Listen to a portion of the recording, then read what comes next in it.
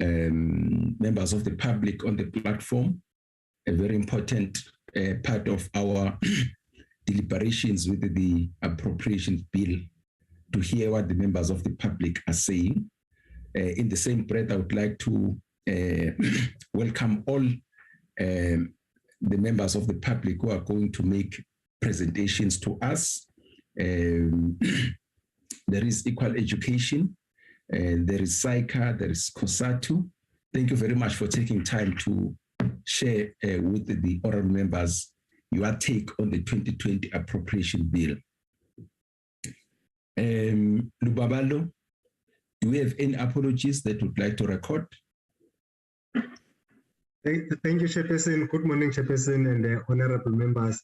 Chairperson, we have an apology from Honorable Detroit. He is in the meeting, Chairperson.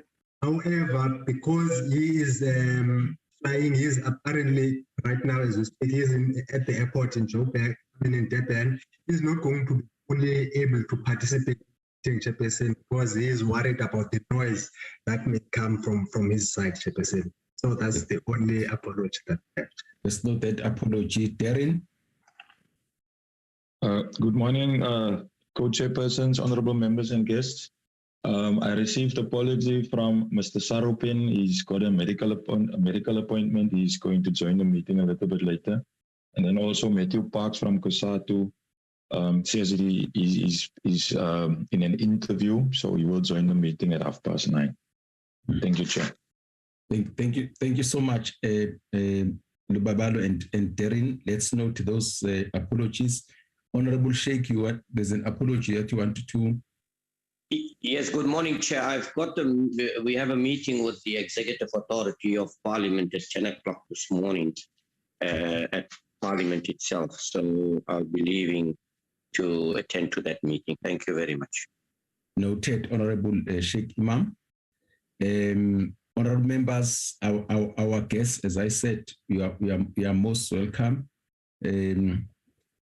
My co-chairperson, Honorable Dikeleti Mahlangu, good morning to your good self. Some housekeeping rules, just to remind us, we are requested that whenever we speak, our videos should be on. People of South Africa would like to see who they are talking to or who's talking to them. But those of us who will be listening, please let's make sure that our mics are muted so that we don't disturb the speaker. That's very important. We know that sometimes we struggle with connectivity from where we are. Please say so if you have got that problem. But the rule is that let's have our videos on when we interact and when we speak.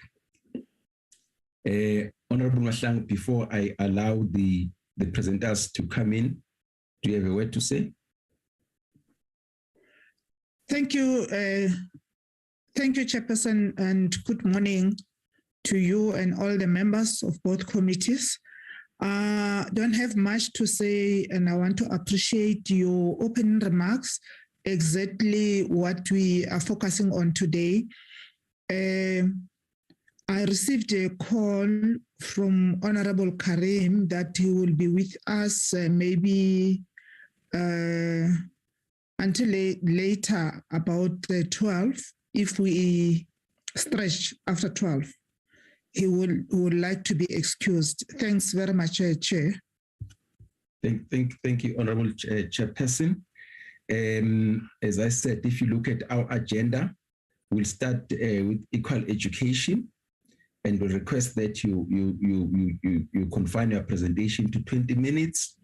After that, we'll have SAICA, 20 minutes, and then COSATU, 20 minutes.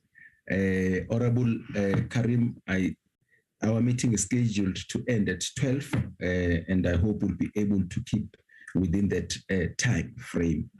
So,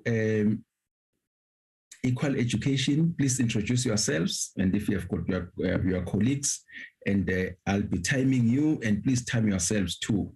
Equal education, please. Hi, thank you so much. It really is a great honor to be here to present to everybody. My name is Jane Borman, Ms. Bowman? Ms. Bowman? Yes. Remember my request, video on, please. Oh, right. My apologies. My apologies. I'll put it this way so that, yeah, so that is maybe a little bit better there. There you go. Thank you so much. Greatly appreciate being able to be here to chat to everybody.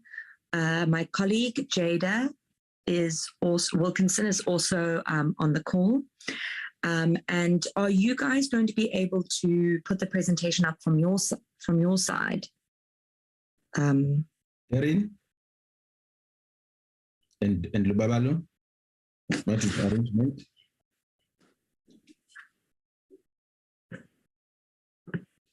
Erin and Lubabalo, what's arrangement? Can you do it from your side, Ms. Bowman? I can, but that'll just require me. I'm calling into my phone. That will just require me to, if you can give me 2 minutes to log in through my laptop to share my screen. Darren, let me just check with Darren and Babalo. Chairperson, it's fine. I will share it from my side. Okay. Just trying to open the document. Please continue. Let's share the document, Darren.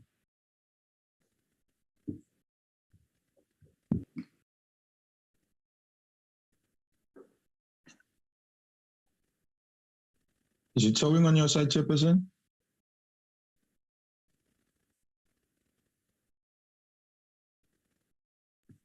Jane? We can't see it. Sorry, no. I think nothing? maybe it's on the menu bar. So if it's possible to select the presentation. Yeah. Try again.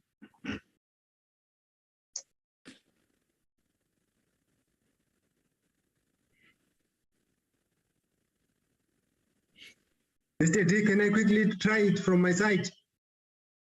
You can go for it, Lubabalo. It's fine. For some reason, I'm unable to share.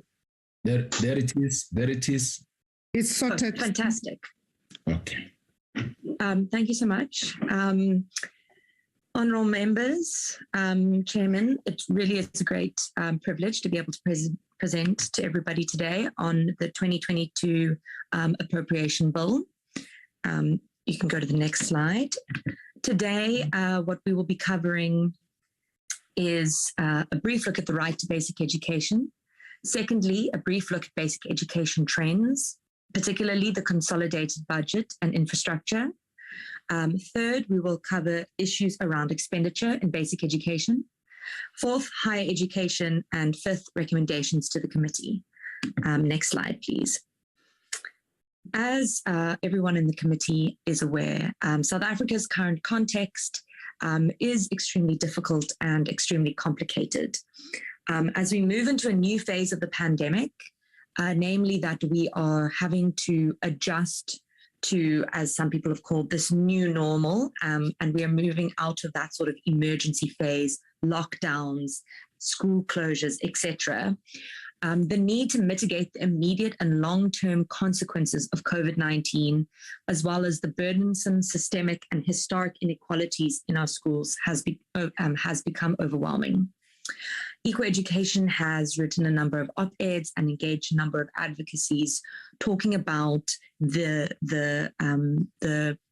sort of tipping point that we are reaching in our basic education system. If we look at the current context, pre-COVID-19, we were already struggling with inadequate funding, inequality in the system, particularly between quintiles 1, 2, 3, and quintiles 4 and 5 schools.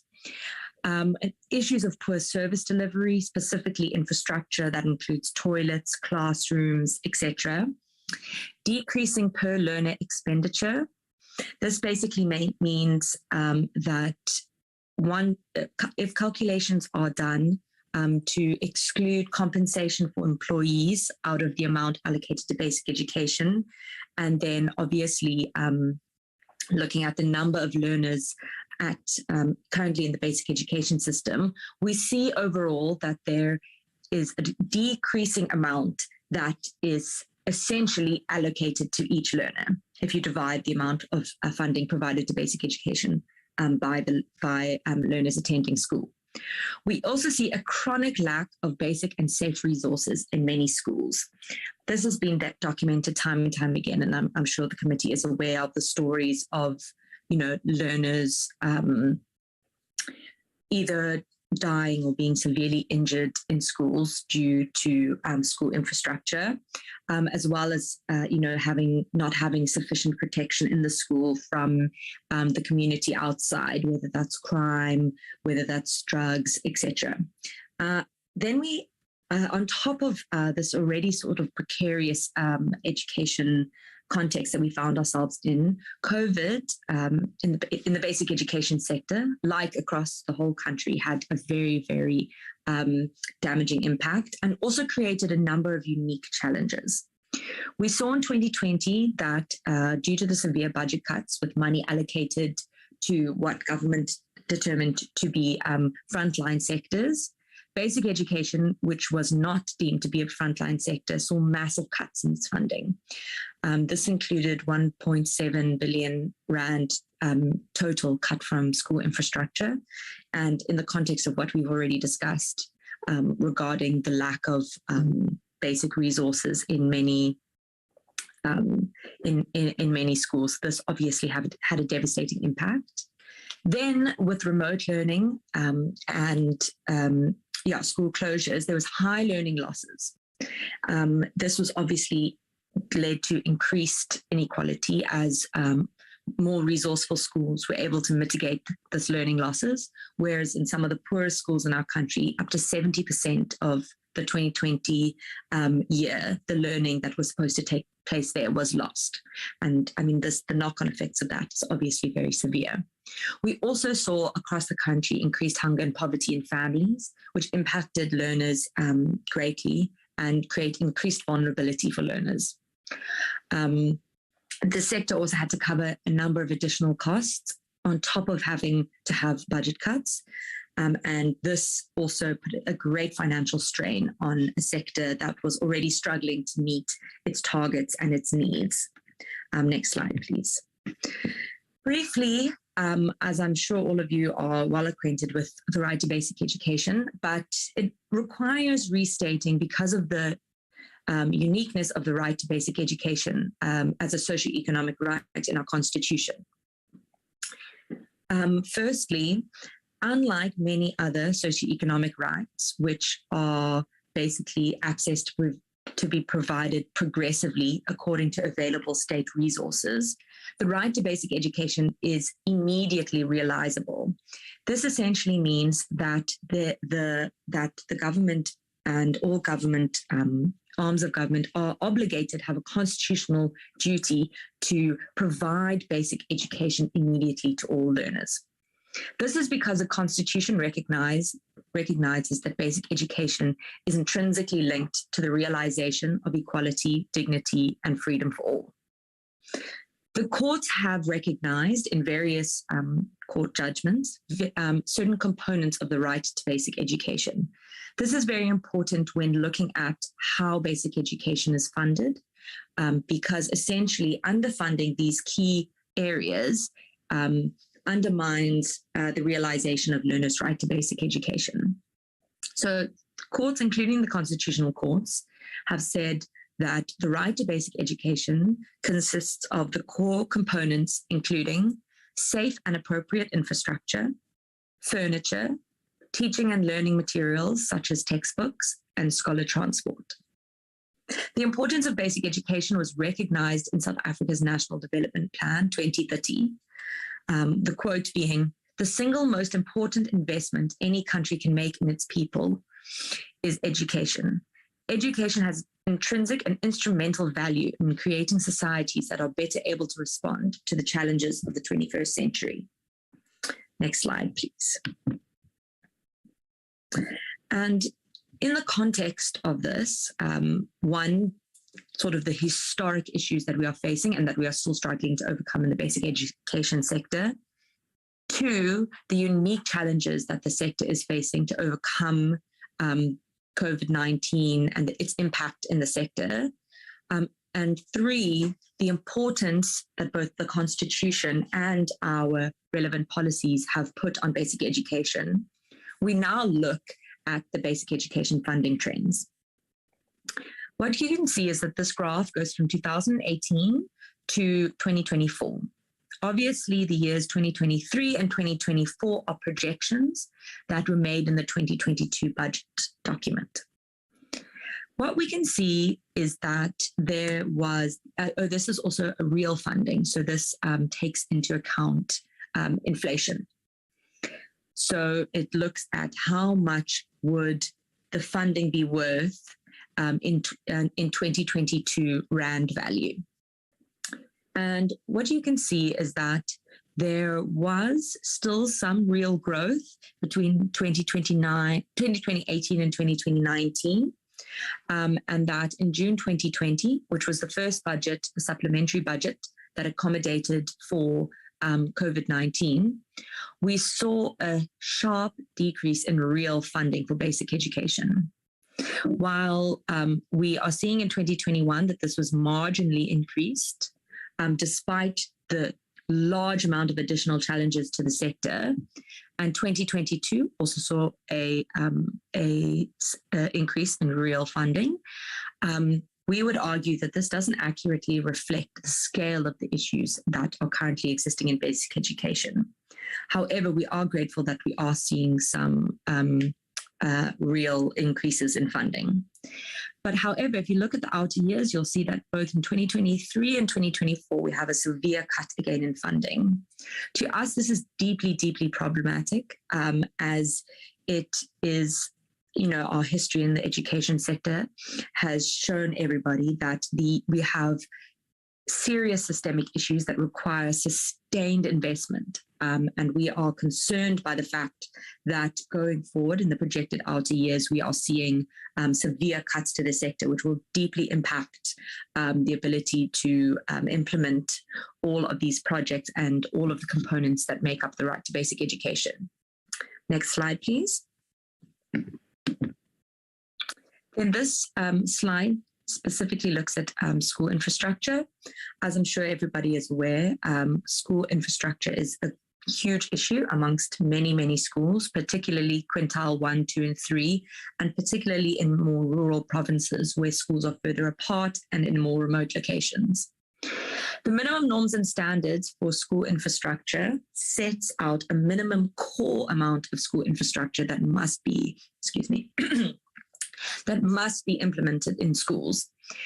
We are extremely concerned by the fact that the Department of Basic Education has missed every single one of the deadlines that are legally binding in the minimum norms and standards school infrastructure regulations. This has essentially meant that we still sit with schools that don't have access to adequate water. We still sit with schools that don't have access to adequate sanitation, let alone the broader goals, the like tier 3 goals of providing adequate fencing, providing adequate security, libraries, etc. So we are still fighting for the most basic components of a school and components of school the right to basic education, which is water, sanitation. COVID-19 obviously had a big impact on schools, as we discussed. A lot of school infrastructure projects were postponed or cancelled. However, we also have another sort of looming issue in basic education.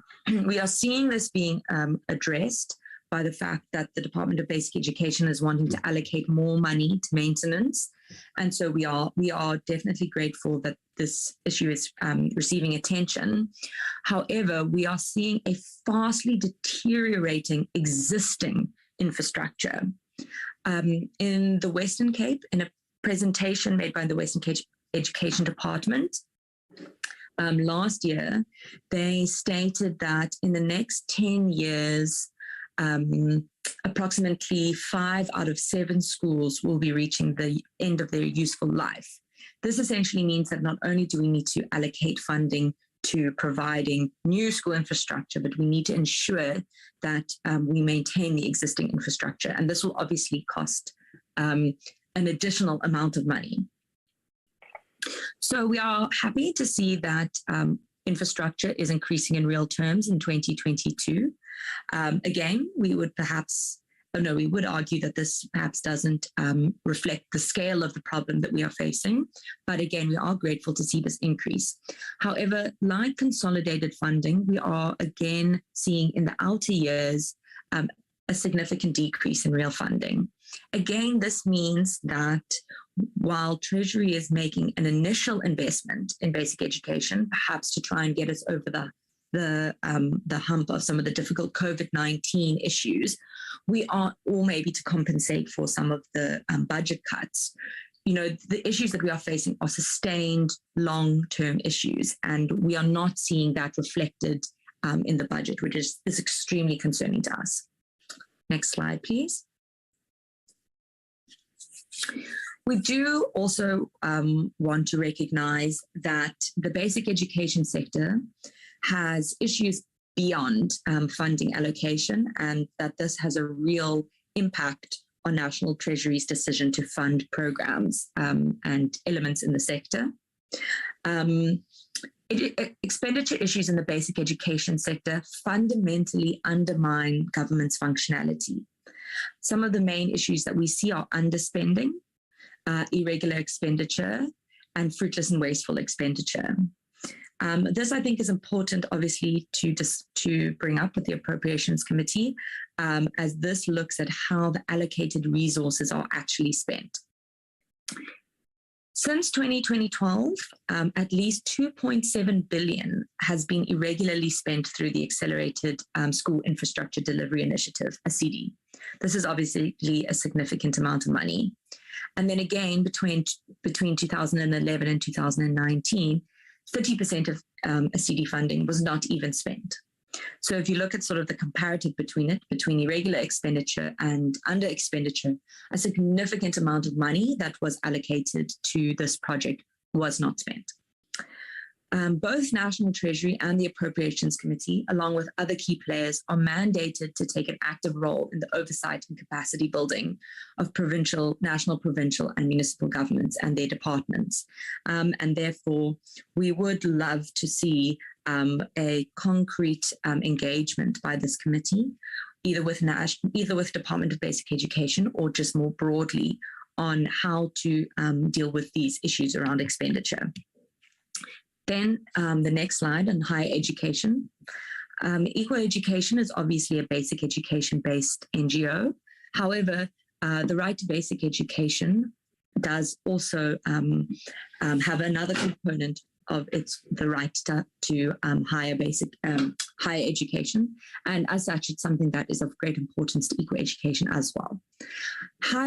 Access to higher education is an important socioeconomic right. A tertiary qualification significantly improves an individual's employment prospects and the sector, and is essential to economic growth. It therefore remains a critical responsibility of the state to ensure that higher education is accessible. Unlike basic education, higher education is subject to progressive realization and state resources. However, it's still very important to ensure that that isn't used as an escape clause, and to make sure that government is making significant progress in creating better access.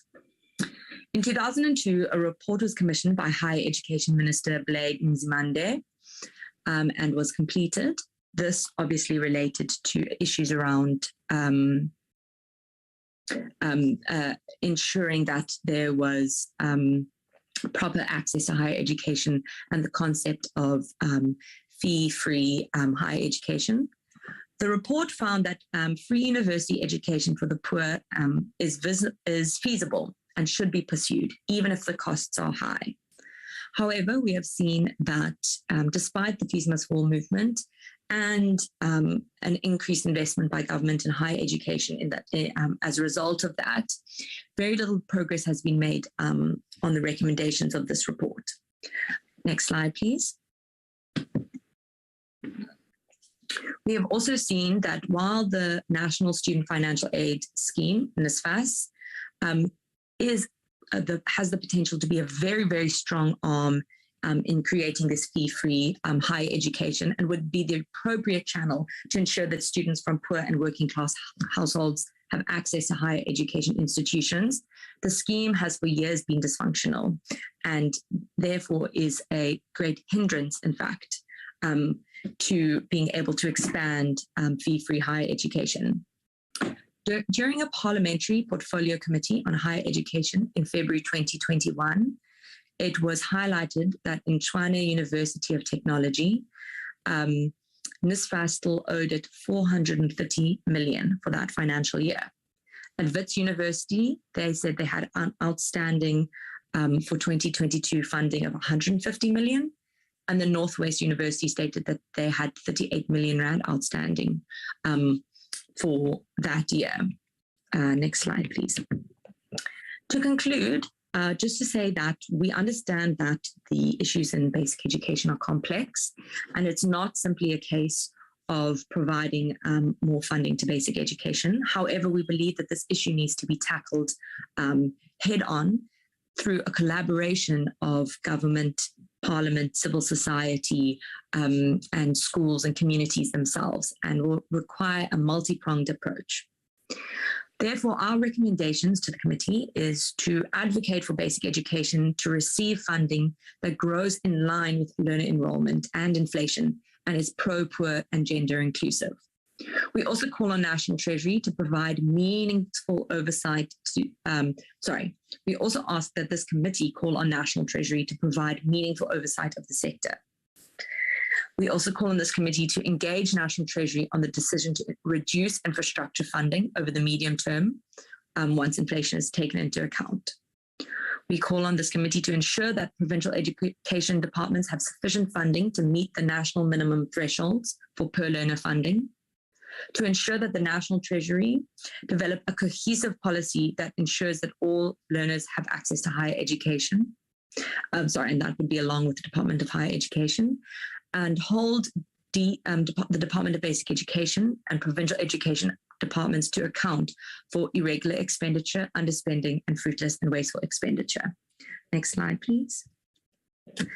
Thank you very much for the opportunity to present to this committee. We are greatly looking forward to later engagements. Thank you. Thank you so much, Ms. Bowman, for your presentation. Well noted. We'll then request Saika to come in again, and you have got 20 minutes to take us through your presentation. What will happen, honorable members, as we always do, once all the presenters have made their presentations, you will have an opportunity to pose, to interact with the presentations. Thank you so much. Saika, please come in, introduce yourselves and your delegation.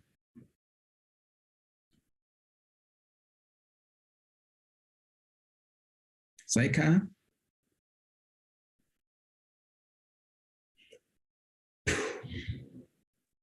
Sorry, can you hear me now? We can hear you, but we can't see anything. Okay, my computer again is just hanging, so apologies for that. I am sharing my screen, which has now just gone blank. So I'm going to start in the meantime. There we go. Can you see it now? Perfect. Thank you. Great. Thank you. Sorry. Thank you again, honourable chairs and members of this committee. We do appreciate the opportunity to come and talk to you this morning on the appropriation bill that was linked with the budget. And I'm going to be starting today by looking at various different topics, 6 things. I'm just trying to get to the next screen. Anyway, I'm going to be looking at the committee mandate. We're going to be looking also at strategic budgeting, the contingency reserve, so the specific items, now it's just jumping ahead, the specific items in the budget, such as the contingency reserve, SARS funding, and also the unbudgeted expenditure that wasn't taken into account in the current budget, and then certain general comments relating to oversight and accountability. So if we start off with the budgeting process, the budget's in terms of the Constitution, is the responsibility for the oversight. It is Parliament's and not national treasuries. And I think this is important to note, is that Parliament is responsible and ultimately liable to the people of this country to ensure that the budget meets both the fiscal and macroeconomic policies set out by National Treasury, and ensuring that and overseeing the executive actions to ensure it's in line with what the people of this country actually need. The Standing Committee of Finance, as we know, has the ultimate say to either approve or amend the budget, and they will only do that if that is a credible budget in terms of the fiscal framework. Now, a lot of you might ask, what is this fiscal framework? Well, it consists of 6 different things: the estimates of revenue, the estimates of expenditure, borrowing, interest and debt service costs, contingent liabilities, and contingency reserves and emergencies, or contingency reserves for emergencies. And the one that we're going to focus on today is the estimates of expenditure, because if I go and have a look at what the role of this committee or the 2 committees are, your role is to consider and report on spending issues, as well as the appropriation bill, which we're looking at now, and on actual expenditure published by the National Treasury and any other related matters set out in that particular act, which is the Money Bills Act. Now, what's interesting here is that the Act and the standing rules don't seem to provide for different committees like the Standing Committee of Finance and the Standing Committees of Appropriations to actually consult each other. And I know a lot of the members are on both committees, but I think it's one of the important recommendations that we're going to make today, and I'm going to make a bit later, is that there is more interaction before the budget is approved between the various different committees, because you can't approve a credible budget by just looking at estimates of the future without looking at estimates of the past. So I'm going to go along the way and pose certain questions that we think Parliament needs to ask itself before this appropriation bill is approved. And the first one is the accountability and credibility of the macroeconomic and fiscal policy framework is with Parliament, as I pointed out, not with National Treasury, as Parliament is the constitutional oversight body. And we have to ask, and I want you to go back to these questions once I've finished my presentation and look at these questions again and see if you can actually answer these questions. So our question is Parliament actually meeting this mandate that it's set out in the Constitution to do? And is it holding the executive to account on behalf of the people, which is Parliament's role? And is Parliament comfortable that there are no possible gaps in oversight due to the separation of possible committees meeting and talking together on the same issues, such as the Standing Committee of Finance, Appropriations, and Public Accounts? Because at the moment, we don't seem to have any formal consultation structure between these committees. And we really do think it would be advisable if we have them talking together at the same meetings and public hearings. We're now going to move on to strategic budgeting. And what is that? And because we're looking at the budget and appropriations of the budget, we have to ensure that there is proper strategic budgeting taking place. Now, the question is, what is that? And the Constitution actually sets out what the strategic budgeting is.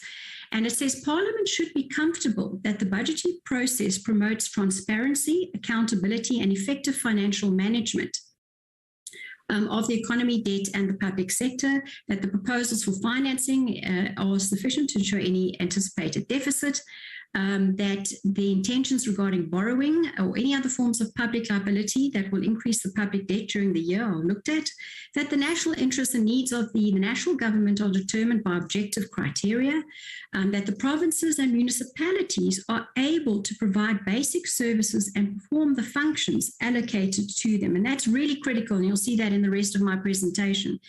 And that the fiscal and capacity and efficiency of the provinces and municipalities are adhered to, and that there is flexibility in responding to emergency or other temporary needs.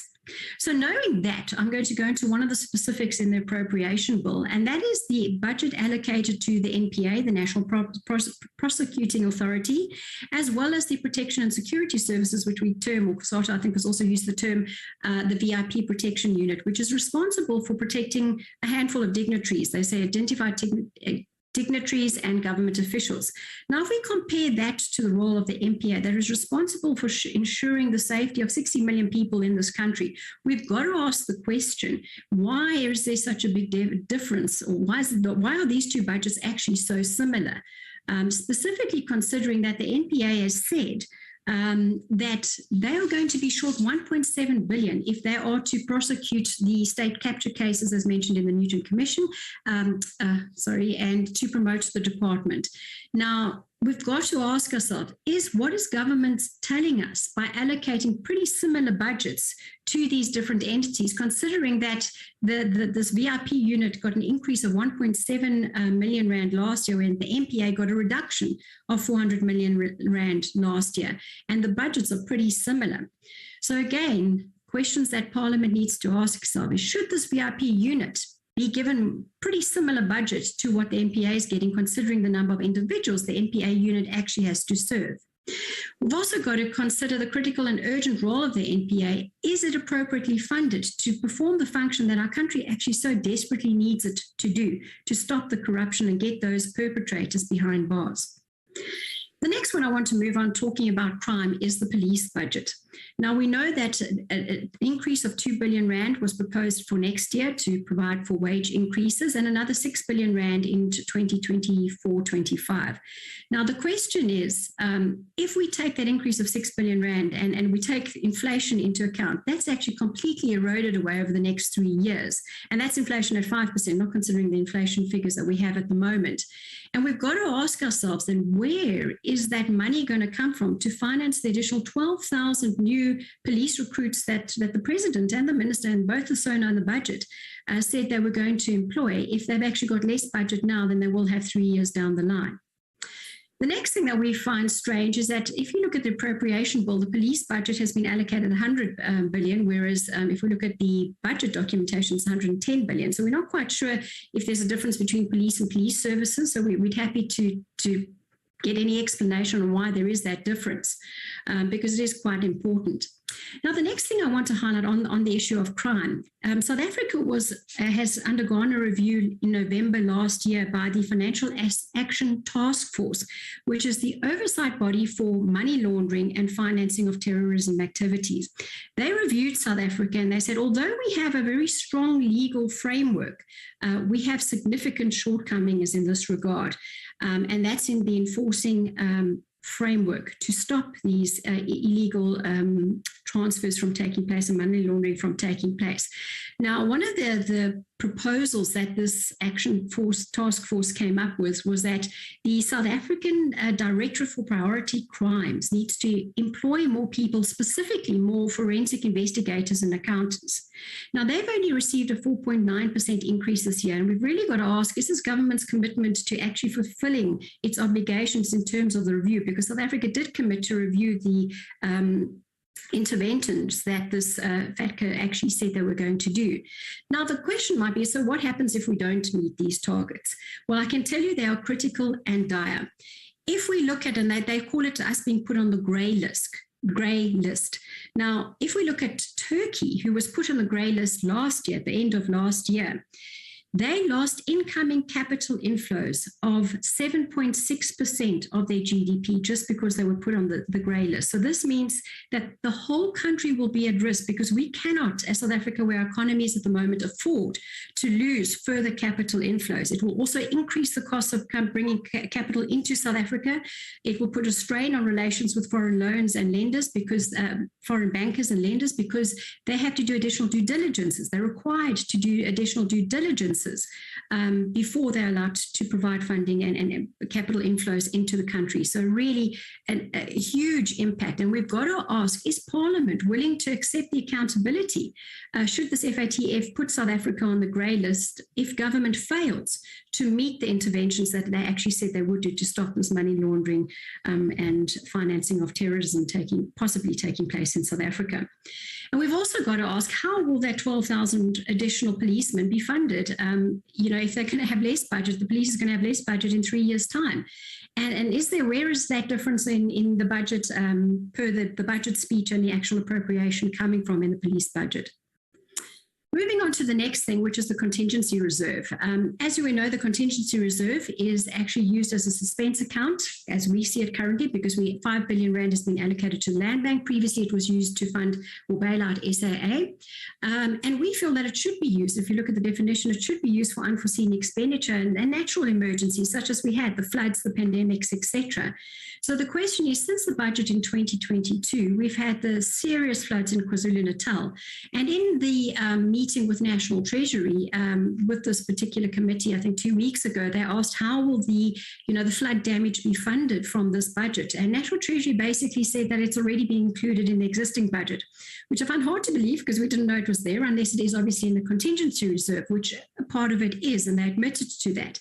But they did also say that the municipalities can divert some of the remaining funds needed for this disaster, or move some of the funds that were appropriated to deal with the disaster, or they can obviously apply to the Contingency Reserve Fund. Now, the question is Parliament happy that this contingency reserve that should be used for real emergencies is being used as a suspense account to bail out certain state-owned enterprises? And is this reallocation of some of the budgets from these municipalities or departments, is it not going to affect service delivery negatively, because they were budgeted for something initially and now we're changing, we're shifting that money to other things?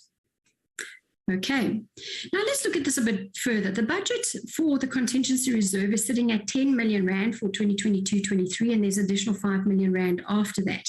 Now, if we are using 5 million Rand of that to fund the land bank, which is allocated specifically for that, National Treasury has said that there is a billion Rand available immediately to assist with the flood damage costs. And of course, the remaining costs have estimated, and again, this is an estimation, but between 17 to 25 billion Rand. So the question is that this contingency reserve, if we had to use it just for this, is underfunded by 13 to 21 billion Rand.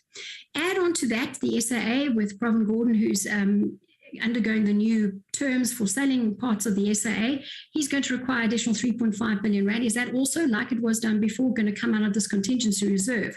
Because if it is, then this contingency reserve is underfunded by between 16 to 24 billion Rand. And we've got to ask ourselves the question then is, where is this money actually going to come from? Now, one of the things I want to highlight is that one of our cities in our country is facing a day zero where there will be no water. And it's been in the media, etc. And this is despite the Department of Water and Sanitation not spending 2 billion Rand worth of its budget, which it has been lambasted for and should be. But the question is, people can live without electricity and food for a while, but living without water for a short period of time is going to cause chaos. And we had the riots in Natal, but if that happens because of a shortage of water, what are we going to do? Now, the Minister of Defence and Military Veterans just 2 weeks ago or a week ago said, I must inform this House, and that was speaking to Parliament, that the SANDF will be hard-pressed to respond to critical events in other provinces should the need arise. I state with this with a heavy heart. We are willing, but we lack the resources. So if we saw unrest happening in July and the government really and the army battling to assist citizens there, what is going to happen if we have another unforeseen civil uprising because of the lack of water? So again, where are the additional funds coming from if we need further funding for the flooding?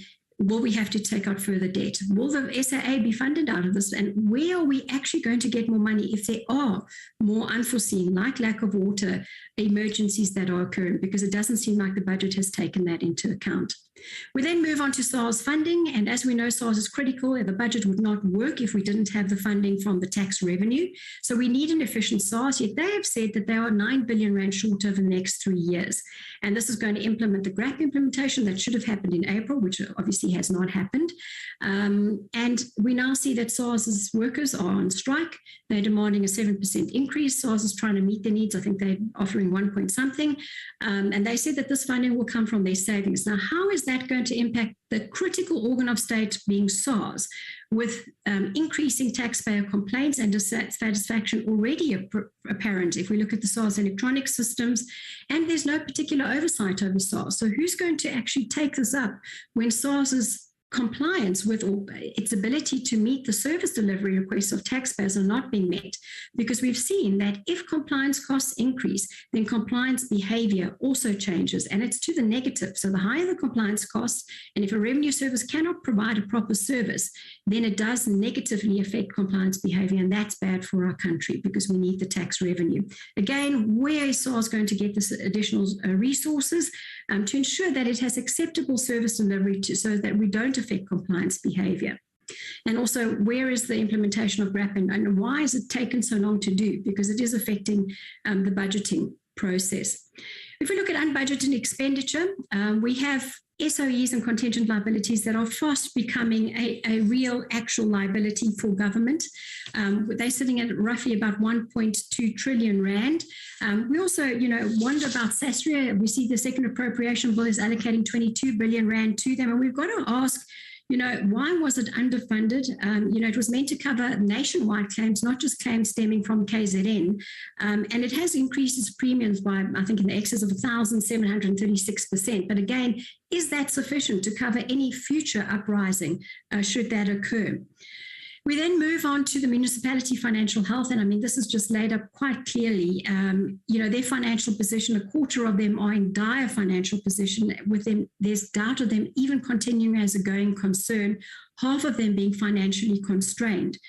What is being done about that? Because we can't see any action, in the form of the budget at this stage. Water and sanitation infrastructure, it is imploding. Our drinkable water, some, cities are being told to boil their water. It's not drinkable. They've been allocated 2.3 billion rand over the next 3 years. Is this sufficient?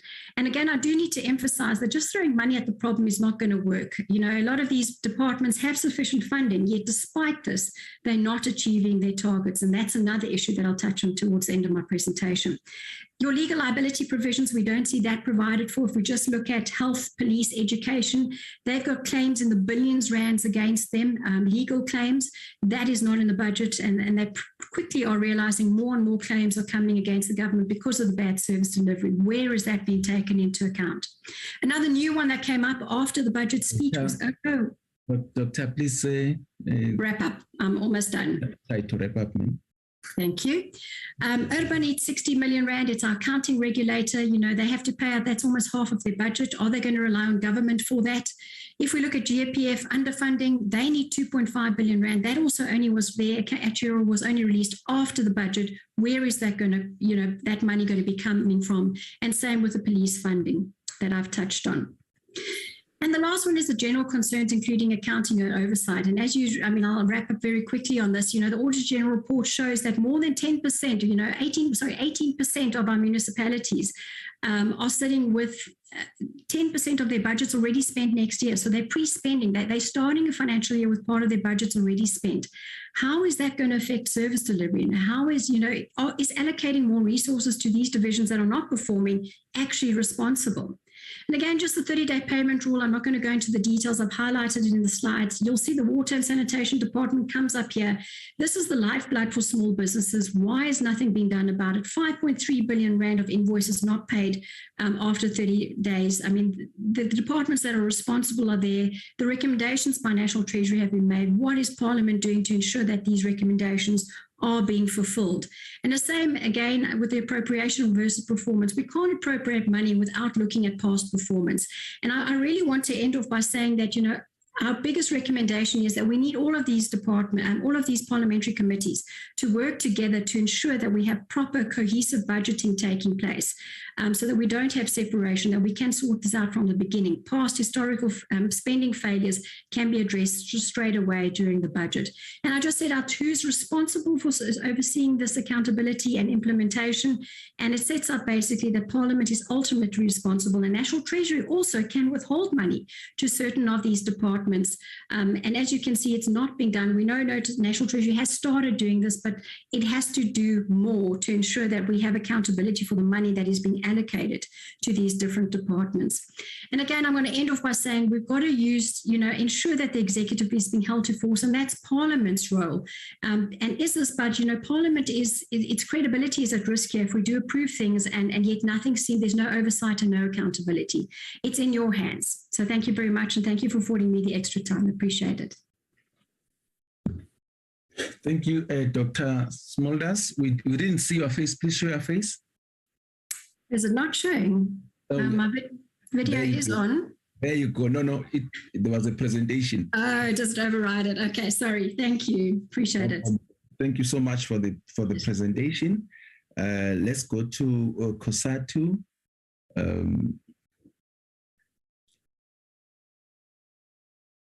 Kosatu, are there? Matthew. Good morning, Comrade Chair. Yes. Good morning, Comrade Matthew. Please come in. Okay, let me run to it, honourable members and chairpersons. Just give me 1 second to share a presentation.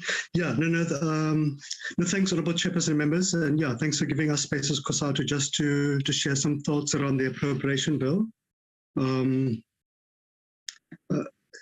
I did make a few small tweaks to it this morning, Chair, and apologies. There were some small mistakes. I've resent a copy to it, so apologies for that. But substantively, it's the same presentation as members received yesterday. I think, Chair, for us, the appropriation bill is anchored upon what are the key challenges facing workers in South Africa at large. And, as we all know, we are in our deepest economic recession in living memory. We have an unemployment rate at an all-time high of 46%. With 2.2 million workers having lost their jobs since COVID. We are getting the unemployment stats today, and we don't expect good news given the current context. And we've seen millions of workers who still have jobs but have lost wages and are extremely indebted, including public servants.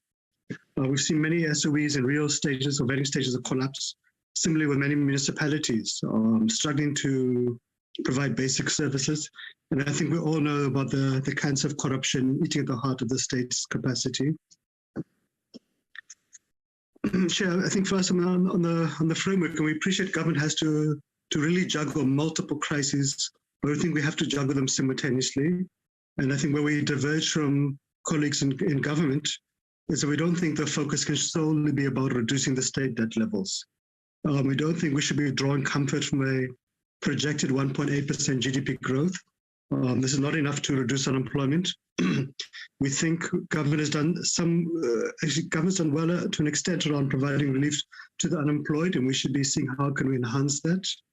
In particular, to see how can we expand the public employment programs, where there's been some good work done, but also to see how can we do much better to stimulate economic growth, to do much more about rebuilding the state and SOEs and municipalities, in particular as we reprioritize the budget, to see how can we always protect key frontline service delivery functions. I think there is some good work being done by SARS, and we should be seeing how can we support its efforts to rebuild and to tackle customs and tax evasion. And of course, as Dr. Smulders was talking about earlier, about tackling corruption. Chair, I think we think government must have a bit more of a focus on this, because this really is the key intervention by government, is around the economic and social relief front. We welcome the 350 SOD grant extension. We think we must retain it beyond this financial year. Let's see if we can narrow the gap with the food poverty line. It is a foundation for a basic income grant.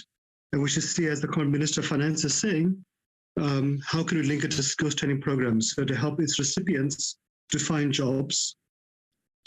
Chair, I think we really want to appreciate and support the presidential employment stimulus, but we were quite disappointed that funding was cut from the medium-term budget statement in October to this budget from 24 billion rand to 18 billion rand.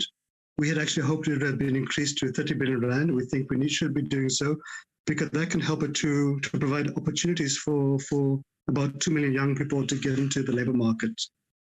We want to welcome the 35 billion rand funding for SMEs, but we want to hope it will not be suffocated by excessive lending criteria by the banks. It is a little bit concerning, honourable members, that only one bank so far has signed up for it and the other commercial banks haven't yet. But I think we do appreciate, as has been discussed in this committee before, about allowing the DFIs and some of the other non-traditional lending institutions to play a role. Chair, I think we also hope that Treasury would kind of keep to its commitment to fast-track the pension relief legislation, to table a bill in Parliament by August this year to help financially distressed and indebted workers some limited access to the pension funds. Chair, we know that the heart of the Appropriations Bill obviously is to an extent about the public service wage bill. So I think we do welcome the Minister of Finance's statement in the budget speech that the wage bill would be negotiated at the PSAPC and other collective bargaining fora, and that is a positive shift. I think even the Minister's commitment to finalize those engagements by the end of June is positive, because dragging on negotiations doesn't benefit anyone, including workers. But we do need to protect public servants, nurses and teachers, security guards, cleaners, etc., from seeing their wages being eroded by inflation. And we do need to find some way of resolving the 2020 wage agreement issue, as opposed to letting it be a festering sore of labour market stability and collective bargaining. Chair, I think whilst many people will say, well, public servants are fortunate to have jobs, that is true, but we should also appreciate they are highly indebted and they're supporting an increasing number of relatives who have lost jobs and wages. We do think, and we welcome Treasury kind of coming towards us in this regard, that there is a need for a single wage regime in the state, a single collective bargaining process for national, provincial, government, SOEs and entities, because you really will find in some of the entities, there is no wage cap of what senior management can earn. So you have obscure entities like the Road Traffic Infringement Agency, where the management committee, not just the CEO, earn more than the president. We think, Chair, that if we're talking about belt tightening, then let us start with what members of the executive committees, cabinet, provincial executive committees, what senior management of the SOEs earn. Let's tighten there. But I think it's difficult to tell nurses to tighten their belt when they see senior management politicians earning 10, 20 times what they earn. Chair, we do think there is a space for physical headcount for Ghost Post too, given some of the stories we have seen in some entities and SOEs and departments. Chair, on the infrastructure front, I think we want to welcome the 812 billion rand over the next 5 years, including 126 billion rand for Transnet and 62 billion for PRASA, 26 billion to upgrade 904 more settlements, and of course, allocations for 30 new schools and 40 schools to receive water and 450 schools to receive sanitation. These are welcome. We hope that the necessary security measures would be put in place, for example, Transnet and PRASA, to protect those investments. Chair, I think we had hoped that we would finalize Regulation 28 to allow pension funds to invest in infrastructure by now. There was a commitment to do so by March. It hasn't done so yet, but we think it's a matter of days and we'd encourage Treasury to finalize it. Chair, but I think also on the infrastructure fund, we need to do much more to kind of put in place security measures, including mechanisms to tackle corruption, but I think also to deal with the issue of construction site extortion. We did welcome the designation of cement last year by Treasury for infrastructure projects for locally produced cement.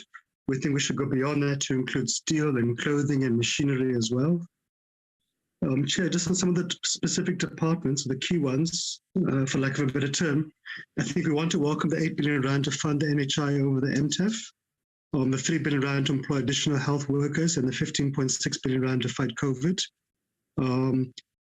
But I think we are worried that over the MTEF, there's actually a 0.2% growth in the allocation to health. And we feel that it's going to really weaken a really overstretched healthcare system, which is already battling to cater for the public. On basic education, we want to welcome the infrastructure allocations, including for the 30 new schools and water for schools and sanitation, etc. But I think it is critical that we really hold collectively, whether it's COSATU or Parliament, etc., that we hold the department to account on this regard. We've been discussing this song for the last 20 years, from when President Mbeki was still in office. And we don't seem to have been able to crack this nut. We really hope in this MTEF period, we can finally overcome an unnecessary embarrassment to the country. We want to support the integration of ECD learning into schools. I think that's going to help synergize education curriculum. And I think we want to welcome the additional 24.6 billion rand for teaching material shortages and the 12 billion rand under the PES to employ 300,000 teaching assistants. It really has done wonders, and many of this in the classrooms, Honourable Chairperson. Chair, I think we want to welcome under human settlements the 26 billion rand to upgrade the 904 more settlements and the 13 billion rand for additional upgrading. I think it's also positive that we've increased basic services from 4.2 billion to 14 billion for indigent households. And of course, there's 6 and 11 billion rand for electrification and 11 billion rand for water infrastructure. So I think we also want to support the 800 million rand under Treasury for the neighborhood development grant and the greening programs. But I think, Chair, we are dismayed by the below inflation increases for foster care grants. We think that should be reversed by Parliament. Social grants should at the very least be pegged for inflation. These are the most vulnerable and poor households.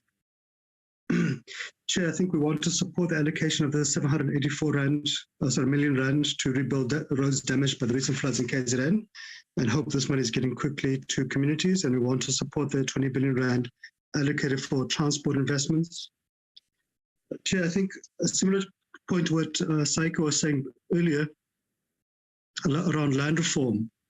It's a similar budget to what we've seen for the VIP protection unit of SAPS. And I think we've also seen under land reform a 2.7% cut over MTEF for land reform.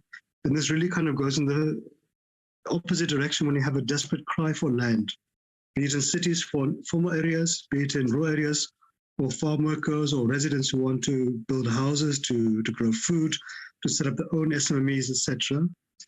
We are quite worried about the silence around what's happening in the land bank, although we do see some progress in that regard. The Honourable Chair, we spent much of the last 2 weeks discussing the 22 million rand National Flag Monument under the Department of Arts and Culture. And I think, no one doesn't support the national flag. I think most South Africans, Kosatu, love the national flag. It's symbolic of many good things about South Africa. And I think we all remember fondly in March 1994 when it was unveiled.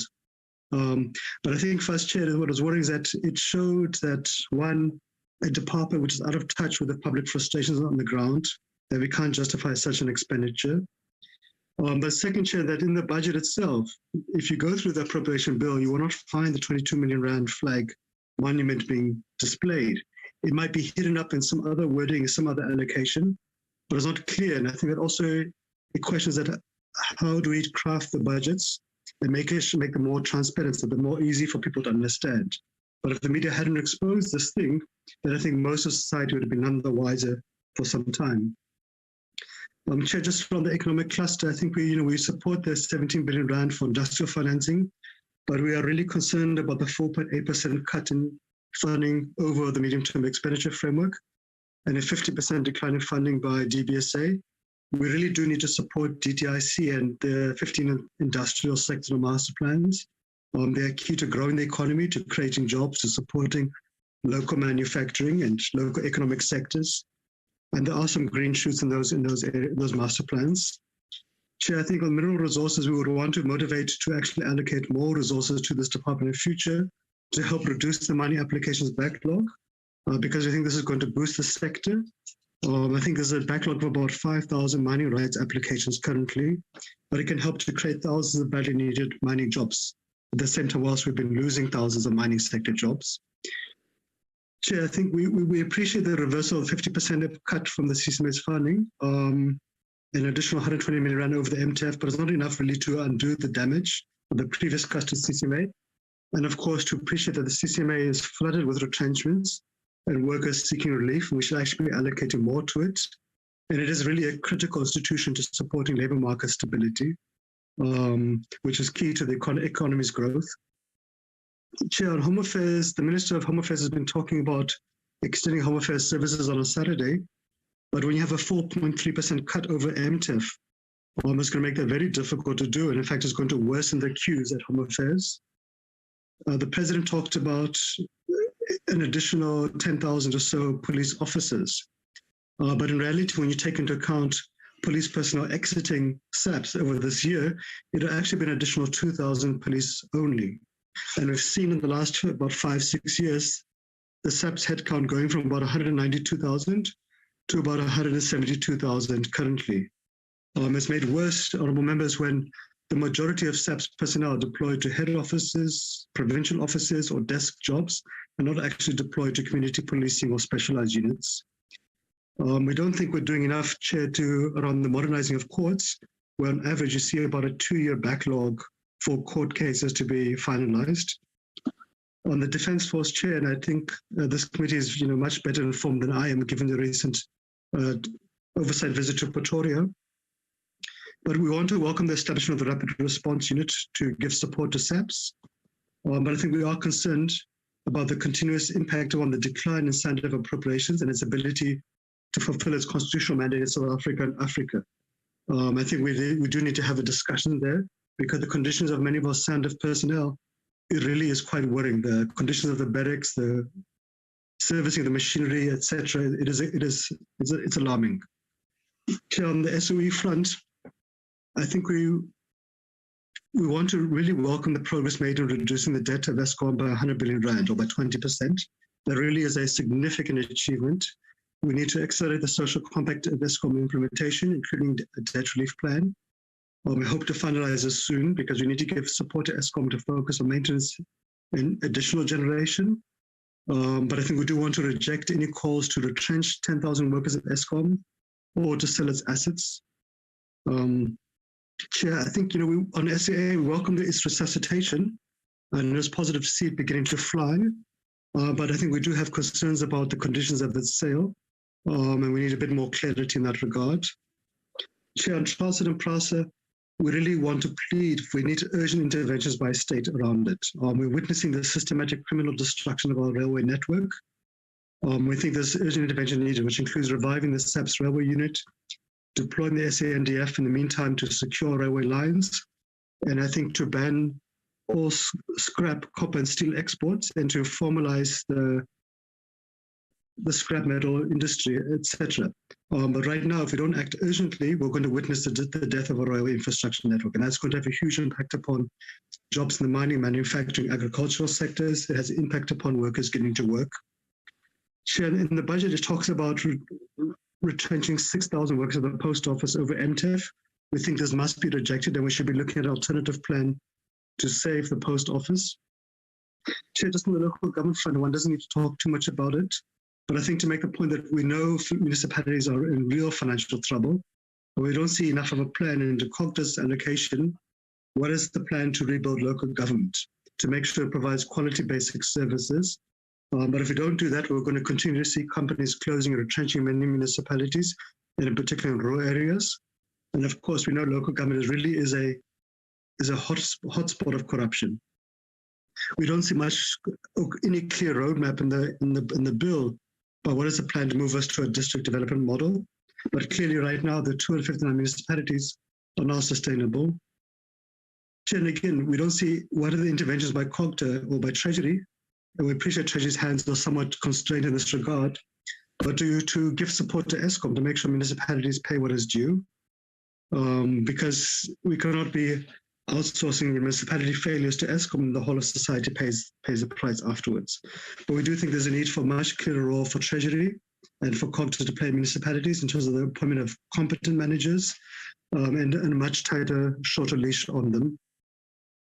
Chair, I think for us, the one kind of frustrating part about the budget is that we all know that billions are lost to corruption, to wasteful expenditure, but we don't really see clear, concrete plans in the budget to tackle it. Parliament passed, I think in 2018, the Auditing Amendment Act to seize assets of offending persons. We've very rarely seen that being utilized. We've all said SARS must be empowered to do lifestyle audits of politicians and the senior management and the wealthy. But it's literally a handful of people who have actually been held accountable in that regard.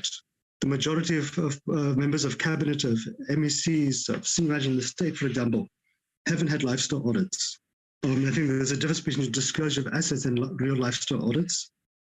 Chair, I think we would want to agree with the CICO's input that we need to really empower and resource the NPA and SAPS to tackle corruption and see how can we prioritize corruption cases at courts. We should be extending the ban on politically exposed persons doing business with the state. We are pleased that Treasury has now tabled the public procurement bill at NEDLAC, and we hope to see it being enhanced to be a key tool in this regard. Just getting towards the end, Chair, I think I really want to applaud the excellent work done by workers at SARS and by the new commissioner, or not a new commissioner. We think we really should be building upon it. And actually, Chair, we should be allocating additional resources in the bill to SARS. Because there's a significant return on investment. If you give them, 10 billion rand or whatever, 1 billion rand, they'll give you tenfold additional revenue increases as a consequence. And again, we should prioritize lifestyle audits of the wealthy to see how can we close the tax loopholes. We could even look at utilizing retiring SANDF personnel or the presidential promise stimulus to help boost customs capacity. where we are really quite weak and have very low enforcement. Chair, we do think we need to have a discussion around the fuel levy. The fuel levy as it is right now is unaffordable for the economy. It's suffocating workers, it's bleeding the salaries, it's suffocating companies, and not enabling them to create jobs. We think there is some space to look at additional taxes on the wealthy, but of course you need to see how do we protect lower middle income earners.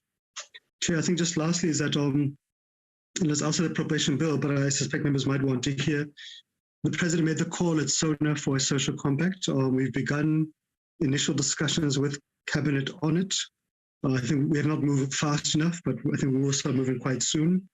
I think, Vice Chair, it's just critical that it's underpinned by progressive principles, that it should be about providing solidarity to the poor and unemployed, to protect workers' rights and labor rights and the wages. And let's deal with the fundamental obstacles to the economy's growing, which includes tackling corruption and wasteful expenditure, reducing the bloated packages paid to politicians and CEOs, a mass employment plan, measures to avoid retrenchments, rebuilding the state, and identifying areas where we can find quick agreement and build momentum. So in conclusion, Chair, we are fearful that this budget and the bill, maybe one is a bit harsh, but we feel it really, there's endless dithering, there's a shifting of deadlines. We see a bit of a fear of taking decisive and bold action. We don't think it's going to take us out of our current economic quagmire. It might actually worsen the situation. Chair, the 2024 elections is only 24 months away. The public expects us to do much more, much faster. The patience is not unlimited anymore. And we're not sure what in this budget and this bill is really going to take the economy to a 3% growth and reduce unemployment. So that's our presentation, Chair, and hope I stuck to the timelines. Thanks very much, Honourable Chair and members.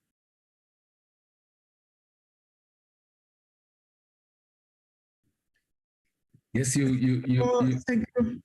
Yeah. Thank you very much, Comrade Matthew. And let me also thank all the presenters who have made presentations from the three organizations. I'm now going to give an opportunity to members to engage with the presentations. The members from the support staff will assist me in identifying. I see Honorable Njadu. Thank you, Chair. Honorable Ryder. Honorable Muletsani. Honorable Dipo Peters.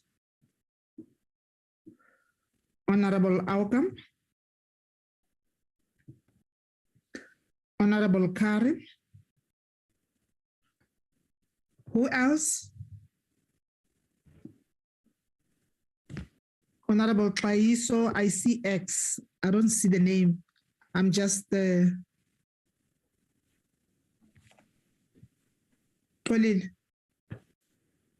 Is that Klaiso?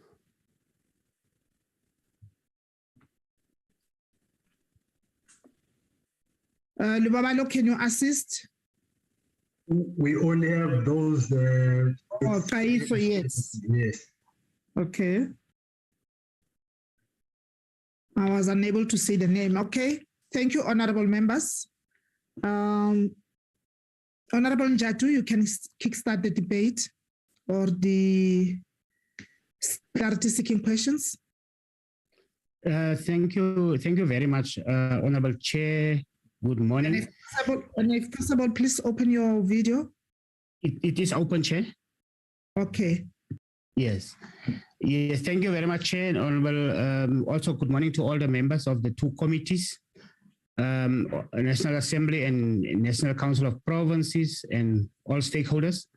Chairperson, my questions will be, the first questions that I would want to questions of clarity and also have views from, firstly from equal education.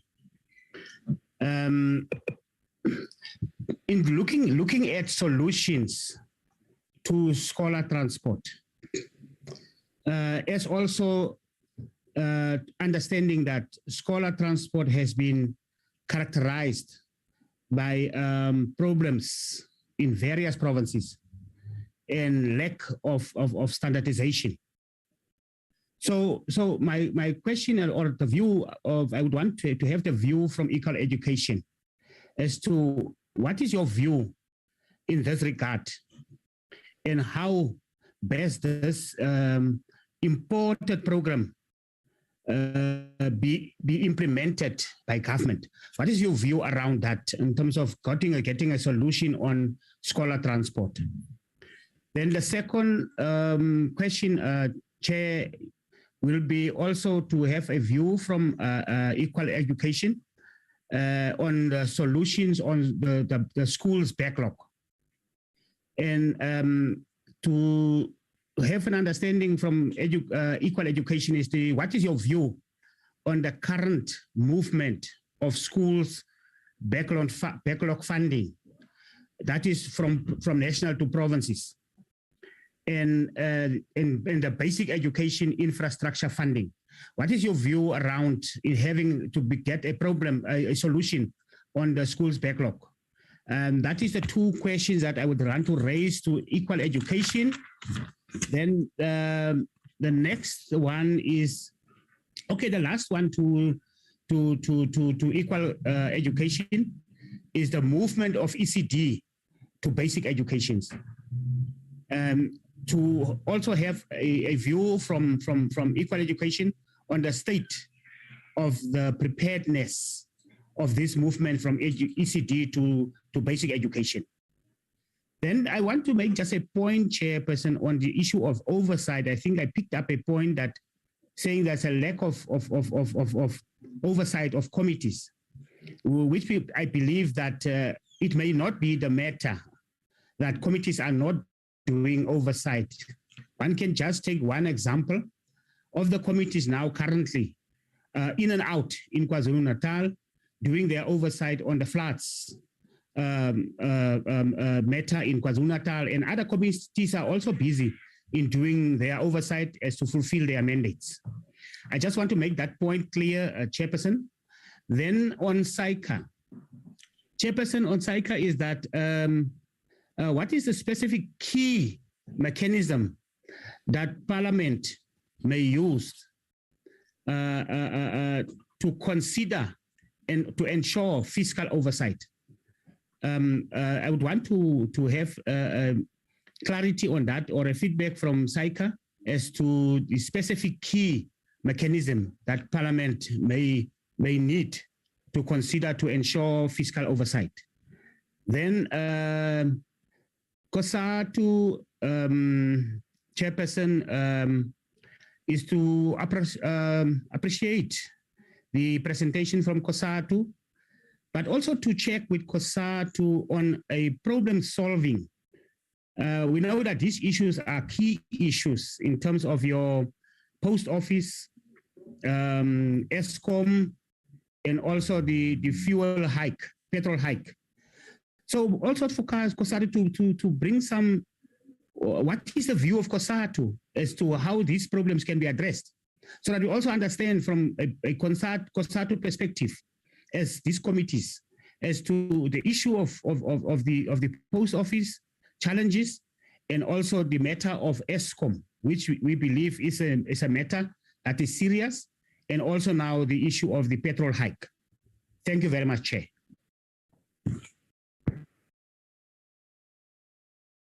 Thank you, Honorable Njatu. Honorable Ryder, next. Yes, good morning, Chairperson. To the Joint Chairperson and colleagues, good morning as well.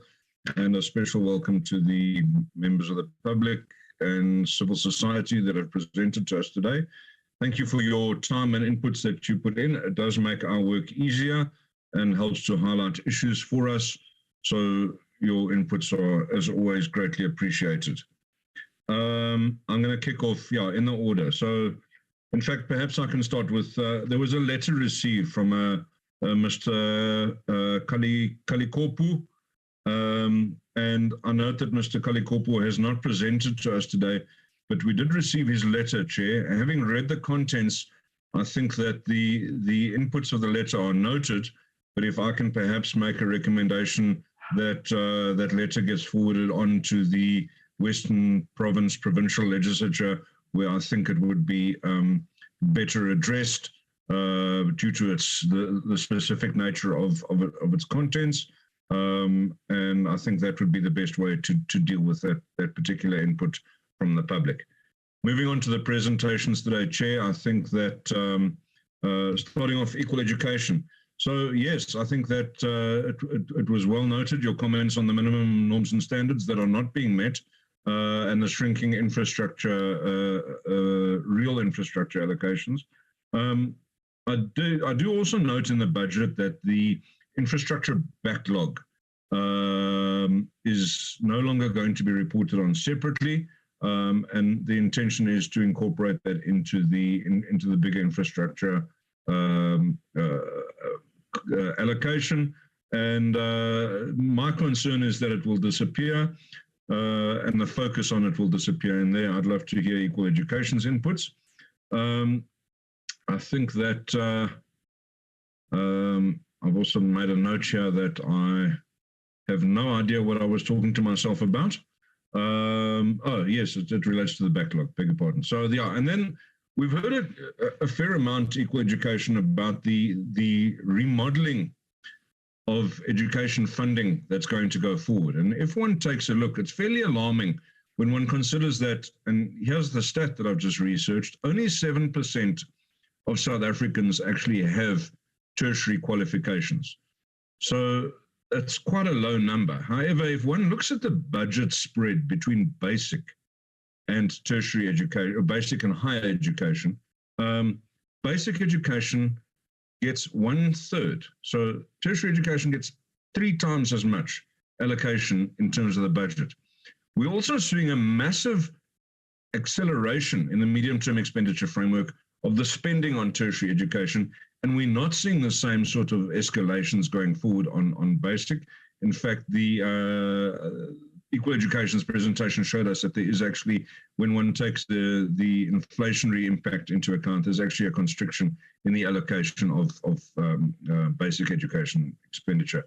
So it's a fairly alarming direction, and I think that it would be most welcome to hear from an organization like Equal Education if they think that spending so much money on tertiary education is actually the right way to intervene in our education systems. You know, it would be my humble submission that intervening at the lowest level of education in the ECDs, focusing our spending on there would be a much greater return for our economy on a bigger scale over time. So certainly it's going to take us 20 years for the benefits of that to come through. But to have this massive spending on tertiary education, intervening in education at the end of the process, rather than getting everyone off on the same sound footing and thereby improving our entire population. So, you know, considering that only the elite 7% have got tertiary qualification, and by elite, I'm not talking about financially necessarily, because a lot of these people are being funded. So, you know, you do need to be the elite. And I think all that is doing is that's adding to the inequality in the country. And I'd love to hear Equal Education's thoughts on that. Dr. Smilders, as always, excellent presentation, good thought-provoking inputs. I agree fully with your comments on the contingency fund. I think it's been pillaged repeatedly over time. And yeah, you said, I think you said it's a suspense account. Having worked in the bank for many years, I know what suspense accounts are. I don't think it's a suspense account. I think it's a slush fund. So, yeah, and then I think that the big warning and comment is that it's in our hands. And chairpersons, I think that this is a big issue that we need to consider going forward. I've started to make some noises in committee about the attendance of ministers at our meetings. I do think that we need to take a much stronger role in terms of holding people to account and making people uncomfortable for the matters that are being brought before us.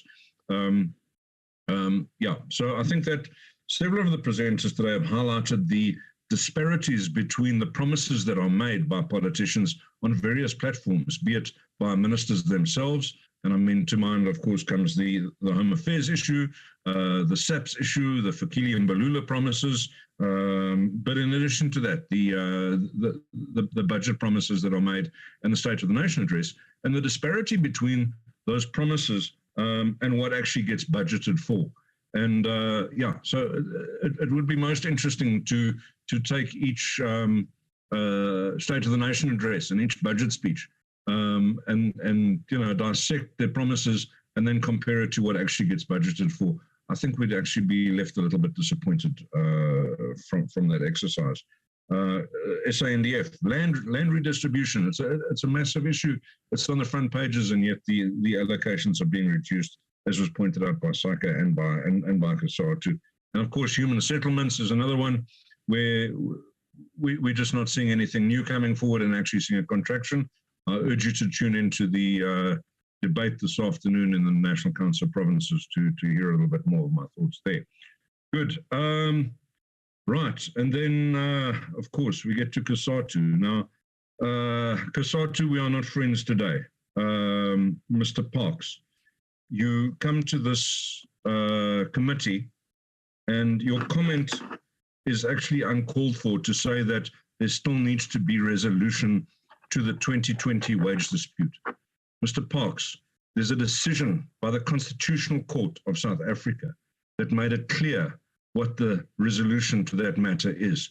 And I think that Kasatu needs to put that to bed, grow up, realize that you've lost the fight, and move on. And then to come here and talk out of both sides of your mouth, when we know that you're calling for a 10% across the board increase on the wage bill, and yet you've been talking to us in the past 4 or 5 presentations about the need to reduce the wage bill. I just think that it is absolutely, yeah, it just smacks of I don't know, indecision. Are there 2 Kasatus? I'm not sure what's going on. The point as well, I think that was important to make, and it relates to equal education and to Kasatu, highlighting the fact that 30 new schools are going to be built. Well, that's marvelous, except for the fact that Gauteng needs, in order to deal with the rapid urbanization and in-migration that is happening, Gauteng needs about 24 new schools to be built per annum in order to keep up. Western Province needs about 18. So, you know, we're just seeing that, again, the budget is not keeping up with people's needs.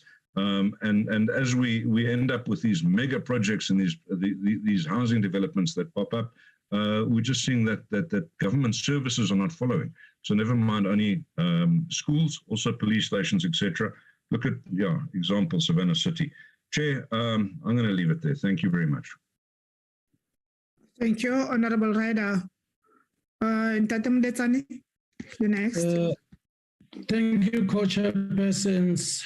Let me acknowledge the presentation of the three of them, and good morning to colleagues. My first question goes to equal education. Looking at the criteria used by the government to determine the quintile of the schools for funding. As equal education, are you happy and comfortable about it? My second question goes to Kasatu. Corruption is spreading like a cancer in government. As Kasatu, do you have any plan to give or advice to the government to stop the corruption? Thank you, co-chairpersons. Thank you, Ntatem Letsani. Astipo, you next. Thank you, chairpersons. I don't know whether I'm visible or not, but it's fine. Your head. Okay. Chairperson, I want to take this opportunity to thank all the presenters, Equal Education, Kasatu, and Saika, and actually indicate to them that I think it was during the process of the DORA public hearings that we were really worried about your visible absence in that particular space, because we really benefit and get encouraged by the inputs that you always make, because you point us to the correct areas. I also want to thank the presenters for the well-researched information that they present. But I also want to thank the one public or the ordinary citizen that wrote to us in handwriting. I was very impressed with that letter that Honorable Ryder referred to. And it reminds me of the letter, Chairperson, from Ndate Kanyile in Escort in 2019, because it points you to the right areas, and the points that he's raising in that letter shows that there is concerns about the money not reaching them. But I'm getting surprised by Honorable Ryder's take on this letter to say the letter must be referred to the Western Province or the Western Cape government.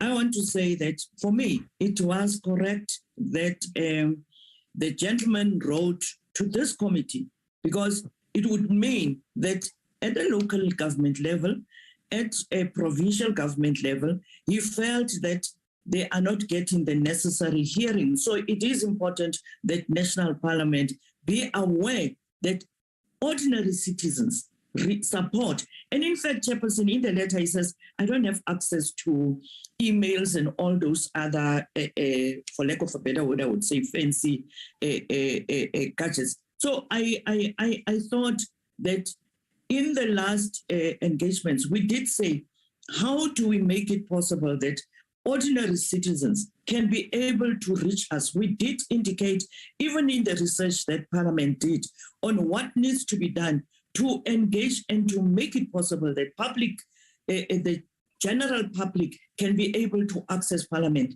through these public hearings. Because for me, that is the gist of the matter. The people who feel the impact of the services, who feel or don't see the impact of the services, for them to be able to contact us.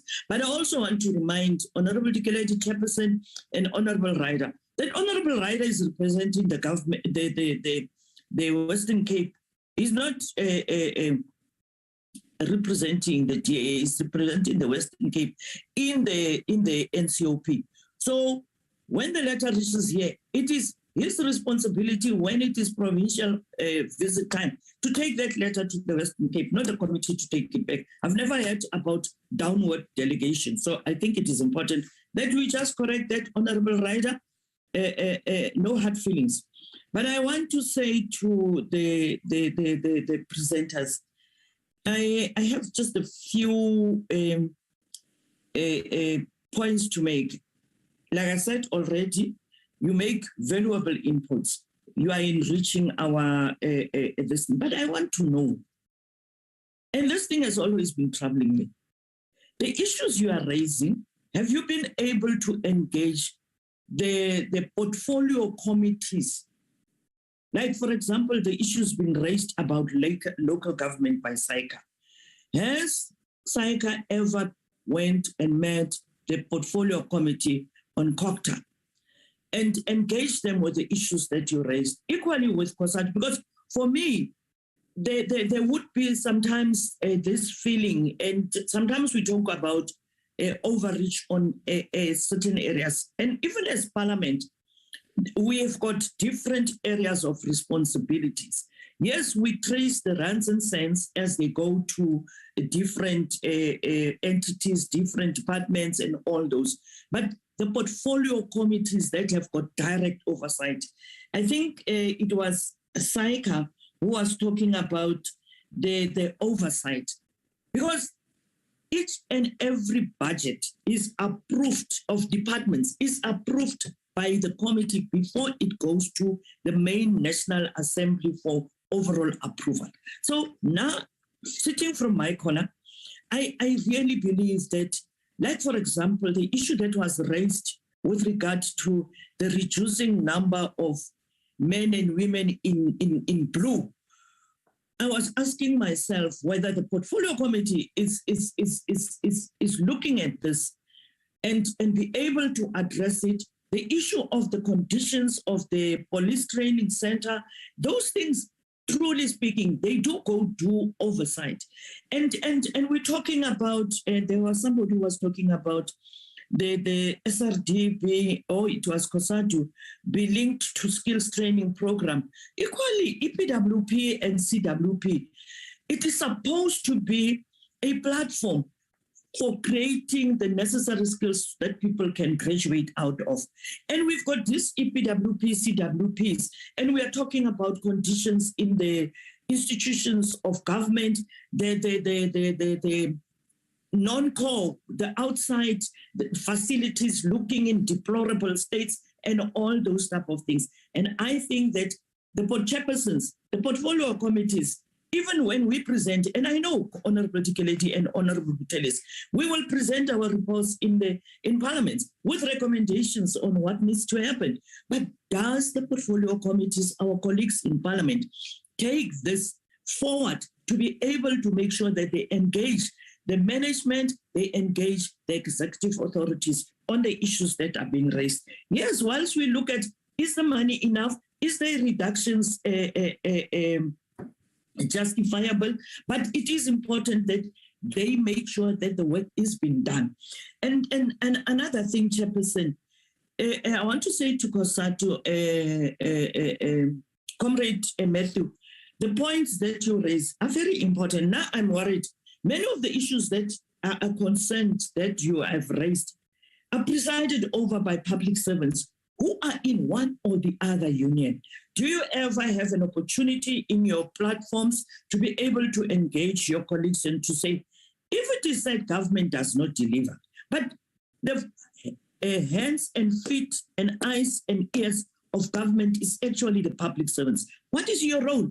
If it is that government is corrupt, what is the role of the originator of the decisions that ultimately the DG or the DDGs and the management takes and the executing authorities? So it is important that that culture is inculcated in the public service, that they need to be the agents for change.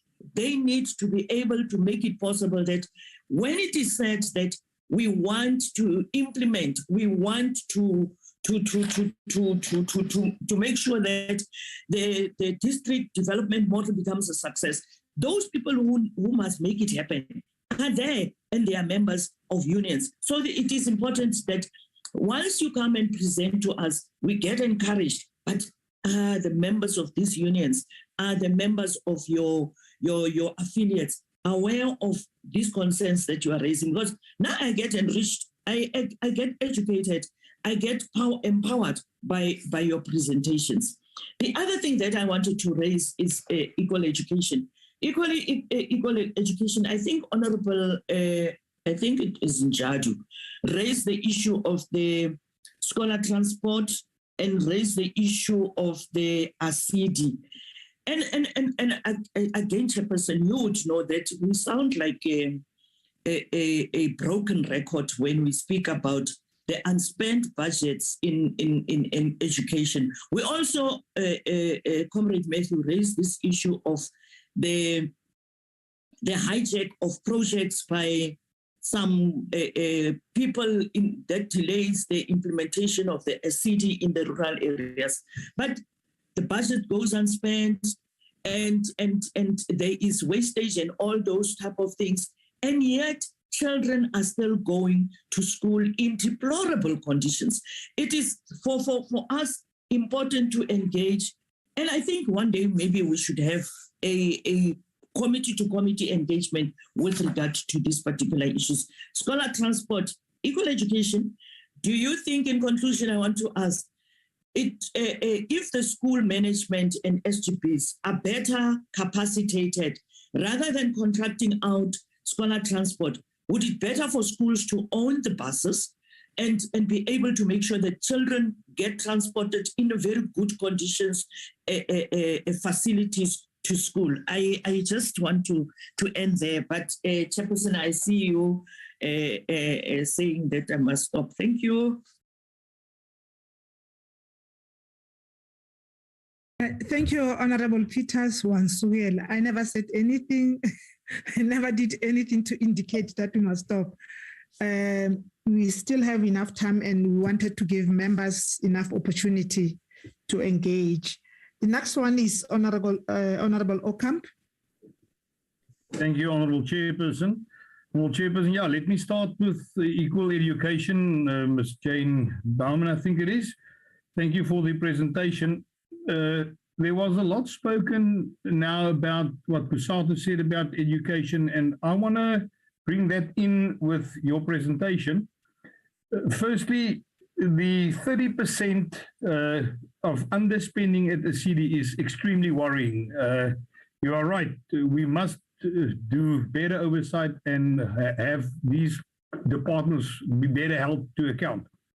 My worrying thing is that if we look, and I mentioned this maybe a month ago in one of our committee meetings, and Mr. Ryder also now mentioned the amount of schools that is required to be built in Gauteng versus the amount of schools that are actually being built. In JTG, where I come from, Kuruman, in that area, it requires 6 schools to be built per year.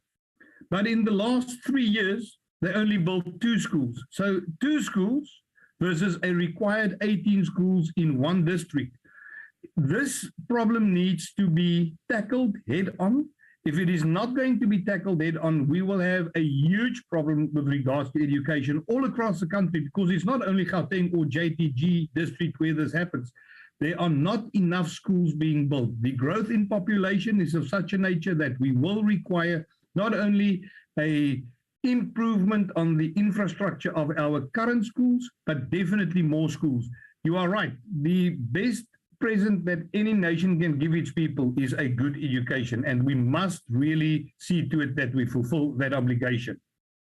What is also worrying is the basic education trends decreasing if you compare it from 2018 up to your prediction of what it will be in 2024, from 294 million to 276 million.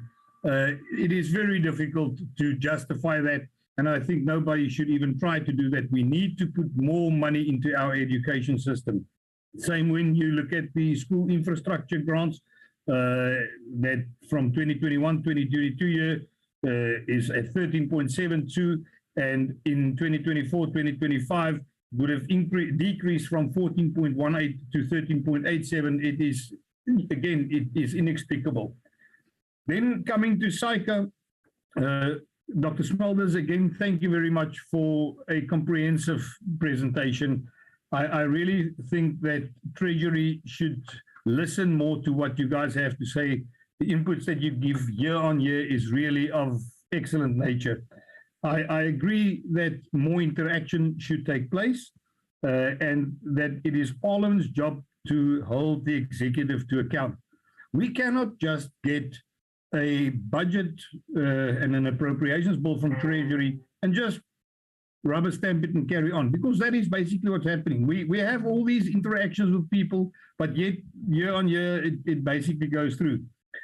I want to agree with you on the VIP unit versus the NPA budget, and I will come back to that later on when I'm going to touch on the fuel levy, which Mr. Parks from Kusato also mentioned. But it is inexplicable that we've got to pay 3.4 billion on a VIP unit when only 4.9 billion is going towards the NPA, especially seen in the backdrop of all these prosecutions that must take place, that's been shown out by the Zondo Commission, all the corruption and state capture that took place. We really need to improve that budget.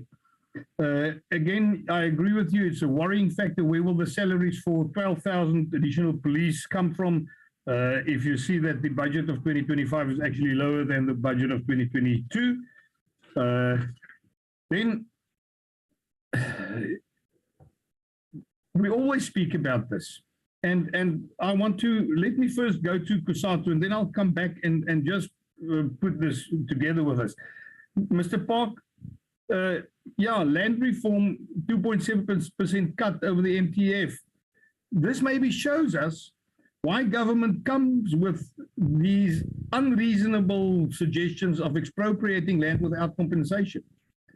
The reason for that is their own incompetency of doing proper land expropriation, doing land redistribution on a proper way, where land is taken and given over, but a payment is done to the seller. Willing buyer, willing seller have always worked. The reason that it didn't work was government's inability to spend properly on that.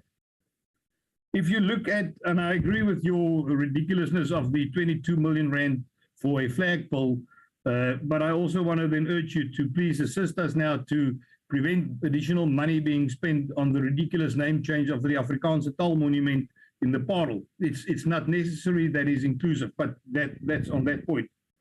It is worrying that 175 out of 195 municipalities are in financial distress. But now I come to the SOEs and all the other stuff that Saika spoke about, overspending there, as well as you spoke about Eskom.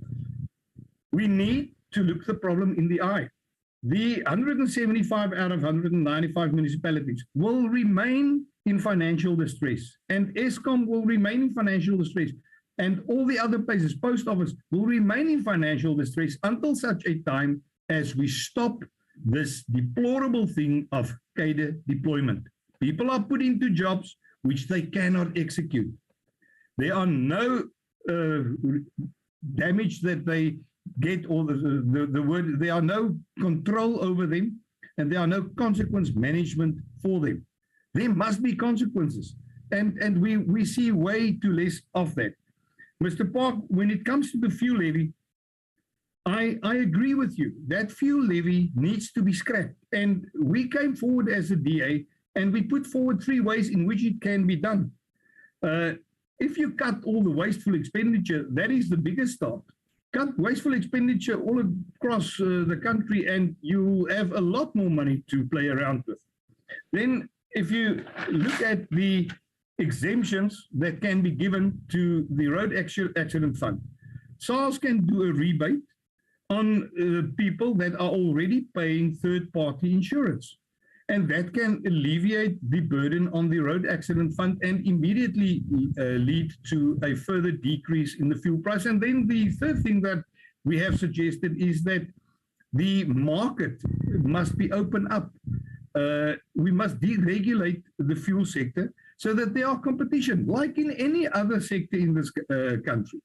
Why mustn't there be competition within the fuel market? Open it up, competition will lead to a decrease in prices. Just one last thing from my side, Honourable Chairperson, to Honourable Peters.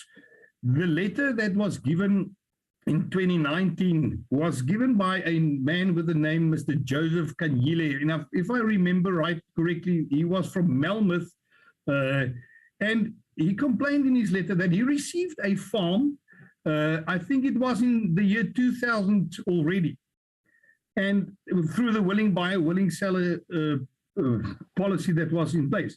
But he never received additional assistance to help him to farm that farm properly. And unfortunately, if we look at this budget, again, we see that there is not enough money made available to assist upcoming farmers and to assist the farming sector in general.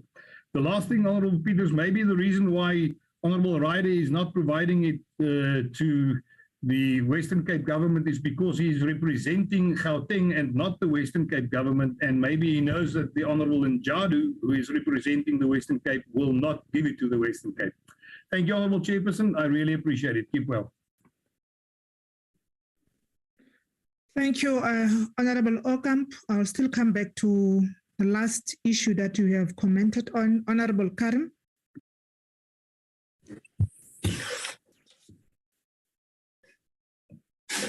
Hi, Chairperson. Sorry, I have some problems here. Very quickly on equal education, I think we've said this to them before. They do laudable work. In terms of values and principles, as we've said, I think before, I mean, who can disagree with them? The issue remains trade-offs, and that's where we would disagree. But we, happy to listen to them and also see what can be done. But the question that persistently gets raised by Treasury and by ourselves, and no doubt the Portfolio Committee on Basic Education, and maybe even the Committee on Higher Education, is, we do invest lots of money in education. I think it still remains a very high component after interest on debt one of the highest in the world, I think, percentage of the GDP. But it's about productivity. And while there are elements of answers that EA offers, or EA equal education, and many of those things have to be dealt with by the relevant portfolio committees. Maybe they could say a bit more about how they think we can get more value for money when it comes to education. But the work they do, Chairperson, is excellent. And really, we must laud them for what they do. Then Sharon from SAICA, Chairperson, I do agree that, and maybe we can find some way of formulating this, that the contingency fund, as you know, Chairpersons, is primarily for unforeseen and unexpected and unplanned for, understandably, contingencies. And that has been used for state-owned entities. We will disagree with Sharon and others about, the urgent need to, as part of the social democratic approach, to ensure the state and the market work closer together. And the private sector also benefits from improved infrastructure that SOEs and improved services that SOEs offer. So on a case-by-case basis, I mean, each time the National Treasury dips into the contingency fund to rescue SOEs, while we insist increasingly now that you can't just give the money without conditions, and you don't just give it all in one tranche, and that's beginning to happen. Maybe not as much as the committee would like. We can insist on that. That is our constitutional right and our role. The fact is that some SOEs really, we have no choice. Other SOEs, it's debatable. But the truth is that the money should really be used for the floods in KZN and the drought in the Eastern Cape. That's what it should be, Chairpersons. I think we should consider something saying that, actually, that the primary reason we have a contingency fund in our budget and elsewhere in the world is exactly for floods and drought and so on. So that I agree on. On the matter also of the amount of money allocated to VIPs and NPA, I don't agree that VIPs don't serve a purpose. I don't agree that ministers are not vulnerable and so on. But I do think that when you compare it to the NPA, there is a case to be made there. I don't know to what extent, I'm not clear enough, but it does on the surface at least, Chairpersons, looks worrying. So there is something our researchers and so on might want to apply their mind to, and we might want to think of an appropriate, formulation there. Bearing in mind, of course, that all three chairpersons of committees here formerly served in different executives and had VIP services allocated to us. So some understanding might say, yeah, you see Karim and him, now that they're not there.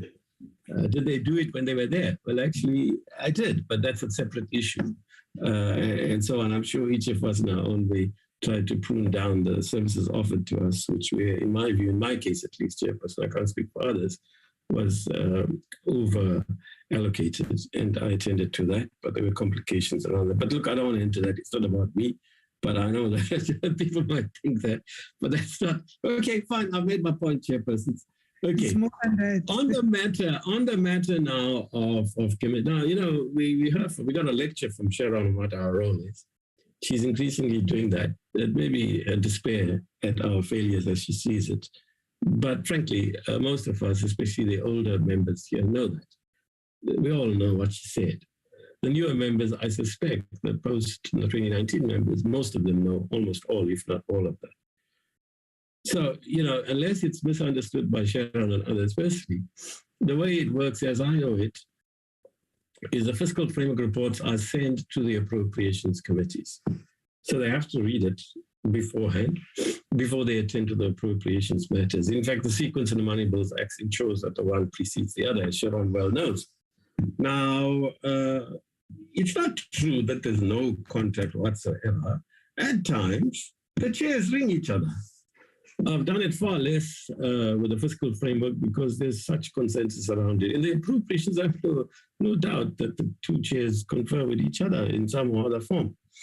But also, the staff have no choice, in the case of appropriations committees, to actually share or at least read the reports. And they can't write their own drafts for the chairs to look at without having seen, in the case of appropriations, the fiscal framework reports. I can't imagine it happening.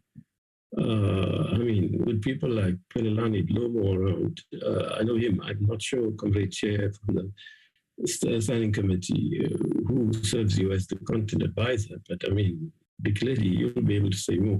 I mean, Pelelani is like on the ball. I can't imagine him not reading the fiscal framework report before he does the initial draft with his colleagues. But having said that, I do agree, Chairperson. In the case of NCOP, it'll be absurd because exactly the same members, we can't meet as two committees. Because the only thing that happens, standing committee members, you should know, and those who don't know, you should know, is that it's a musical chairs thing. So when it's finance, I chair, and when it's appropriations, articulated chairs. But it's exactly the same members, which is why, in fact, it's so easy for us to agree. The Standing Committee on Finance to the Standing Committee on Appropriations stealing our Tuesday slot, because, you know, it's straightforward. It's just the two chairs rotate. Now, I do agree, you know, with Sharon, that maybe we should have a formal meeting before the Appropriations Committee gets going, where, you know, we discuss the SCOF report and the CCOF report, not as the Fiscal Framework report, but that we should both meet together. Sharon, it's practically impossible. You want to be the Secretary of Parliament, apply for the job. You will never be able to do it, actually, given our different loads. I'm telling you, it's a nightmare. We split the committees up into two with the Money Bills Act. In fact, my own view from 2016 onwards has been there is no traction for it. Actually, we need three committees. One that focuses on oversight completely, right? And focuses much more on SARS. And the other committees deal with one case legislation and fiscal framework and other case appropriations. The appropriations committee, even the legislation might go to the oversight committee in my view, but look, there's no traction for it. I don't think there's a single member that agrees with me. So I can't even get a majority in the committees to agree with me. So, you know, we did vote for what it's worth, Sharon, put that in our exit report for the Standing Committee on Finance last, just before the end of the fifth term. And they didn't buy into it either. I think Dupu has covered me on other committees. A lot of this work, Sharon, as we've told you before in the NCOP side, have to be taken up by the respective committees. Now, there too, there is engagement. I mean, I have no doubt, I can't speak for the other chairs here, but I know there's engagement that occurs between chairs and so on, where you alert, for example, I remember ringing with the Standing Committee on Finance, although strictly it was an appropriations issue, basic education and so on, and telling them about early childhood education and so on. Clearly, you'll remember that it was in 2015, 2016 when we were stunned, overcome by that excellent input, and I fought with Treasury around it offline. So a lot of things, Sharon, Sharon, like in most parliaments, occurs offline, and mostly by the chairpersons. A lot of the work actually gets done, the pushing and the nudging. So, you know, I agree entirely with what Depo says. There's, what, 23 or 24 other committees, complete chairs? I mean, really, we can't do the work as finance committees or the other committees. She must lobby them. Now, on COSATU, I mean, most of the things COSATU says, I agree. Here again, we differ sometimes on trade-offs, but the values and principles, well, at least I think most of us in these committees share.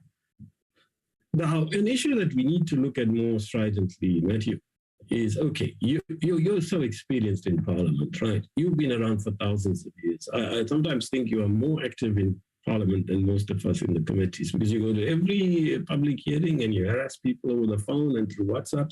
You're a very good lobbyist. One of the best that I know, really. Not that you get all that you want, but then you understand Parliament. It'll be nice. We raised it with you before fleetingly, Matthew. You know, it'd be nice, though, beyond like tabling, or it's like almost like a list of demands, right? Sometimes prioritizing more, but also giving us your ideas on what in practice can be done, what practically can be done. We are also preoccupied with the same issues from the vantage point of being MPs that you are as an activist from, you know, the major trade union in our country. So you know, we would like to see more practical proposals. And then you come back and ask us, okay, we recommended 5 or 6 things that you actually do in practice, not the aspirational thing, how you get there. You know, what sort of strategy and tactics, what sort of program? It's not your job to do all of that. It's for us to do it, but you could help us in that regard, but with all your limited resources and overloaded work responsibilities. So I think we'd like that.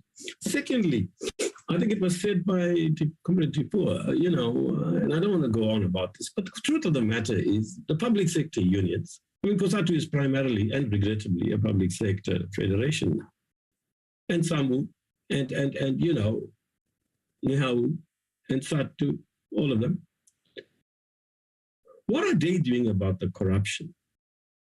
How often do public sector workers in COSATU alert the municipalities, the provincial governments, the parliaments in the province, and the councils in the municipalities, and the national legislature, and or national government ministers about corruption? And you know also that far too many, regrettably, well, maybe I should reword, but a section of COSATU workers are not immune to corruption and are involved in it themselves. And look at the fights you have within the trade union federation and within the unions.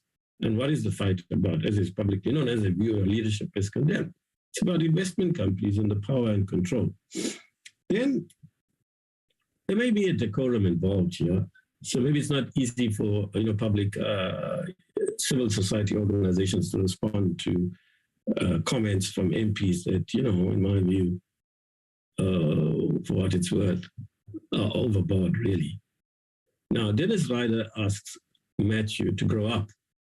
I don't know that Matthew will reply and say to him, grow up you, which will be a very legitimate response, I think. This parliament belongs to people like Matthew and others. Every person that participates, we are just custodians there, Chairperson. This parliament is not ours. We're here for a term. The workers and the public out there decide who gets here and what percentage and so on. So, you know, if I were Matthew, I'd ask Dennis to grow up. I think it's very condescending, really. Point of order, Chair. Point of order, sorry. My comment was not personal to Matthew, it was to COSATU.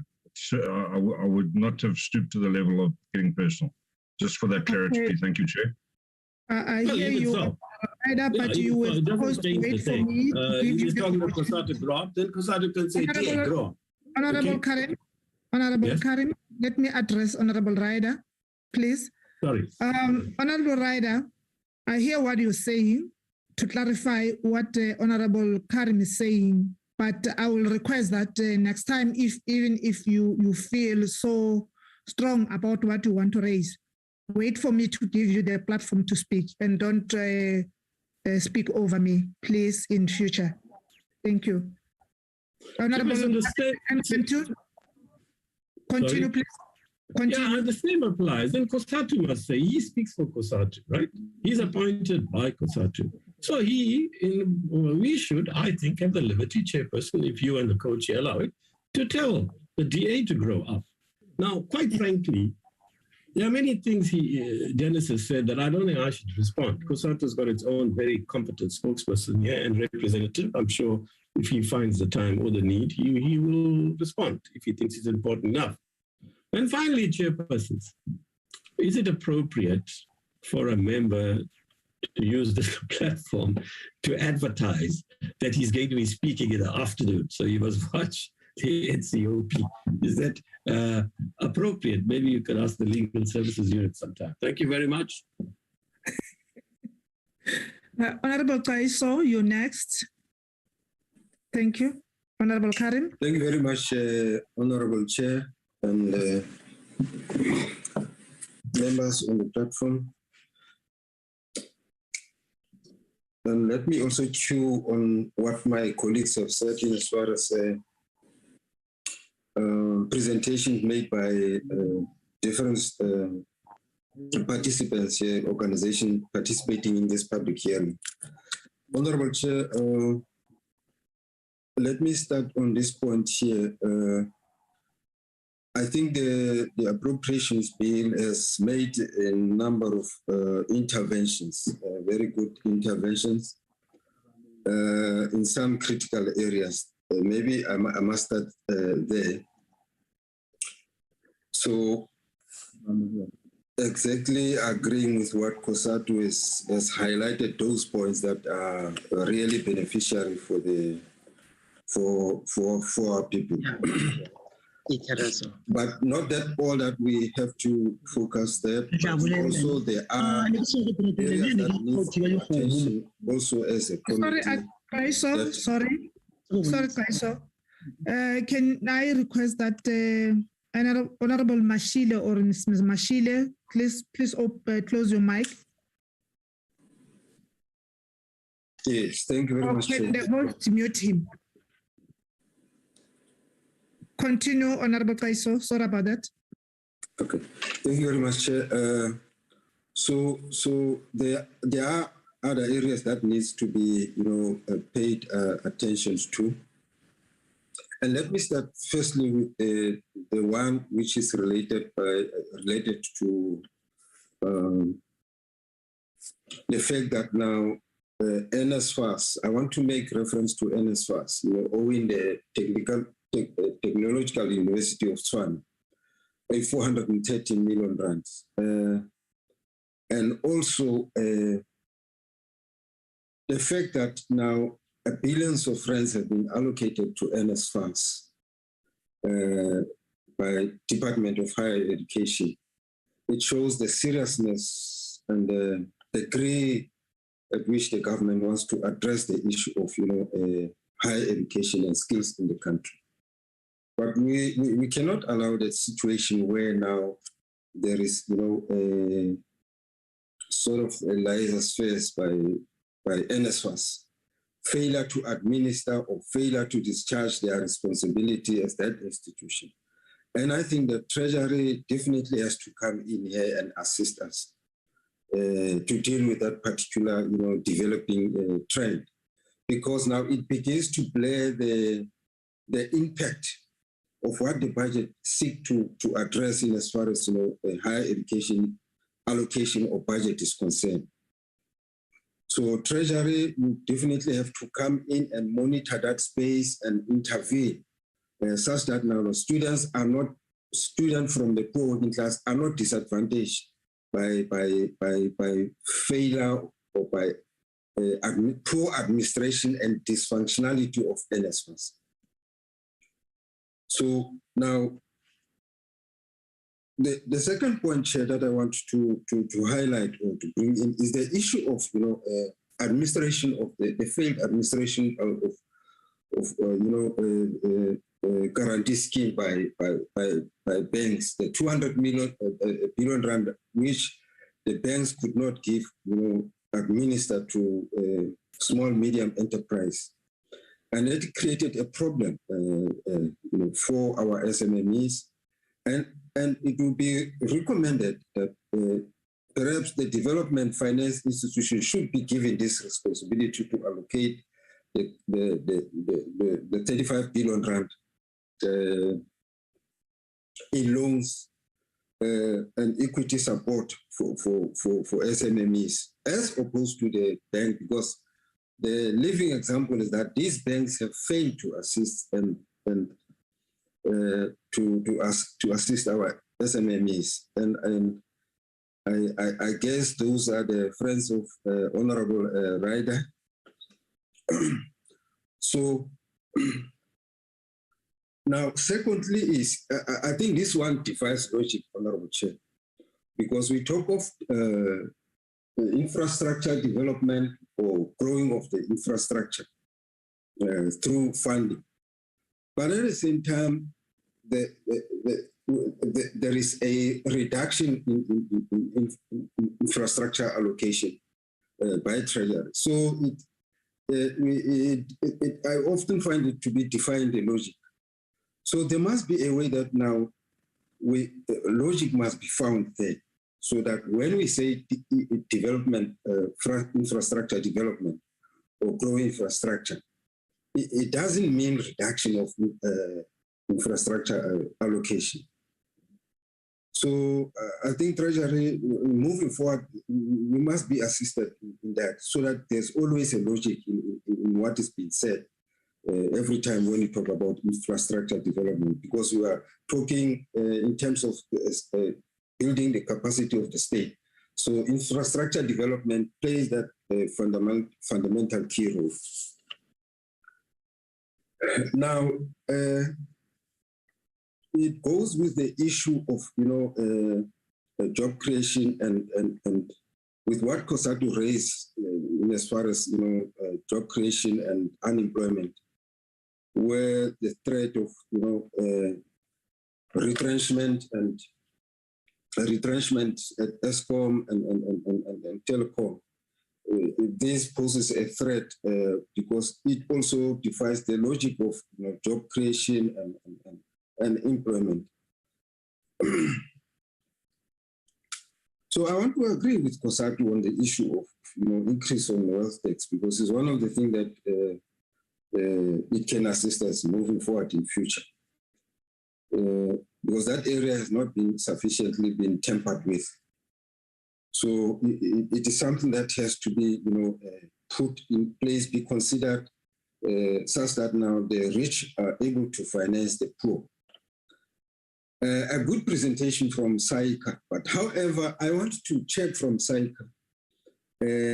What is your take with regard to the issue of zero-based budget? As opposed to historical budgeting, as you put it, if I understood you well, historical budgeting.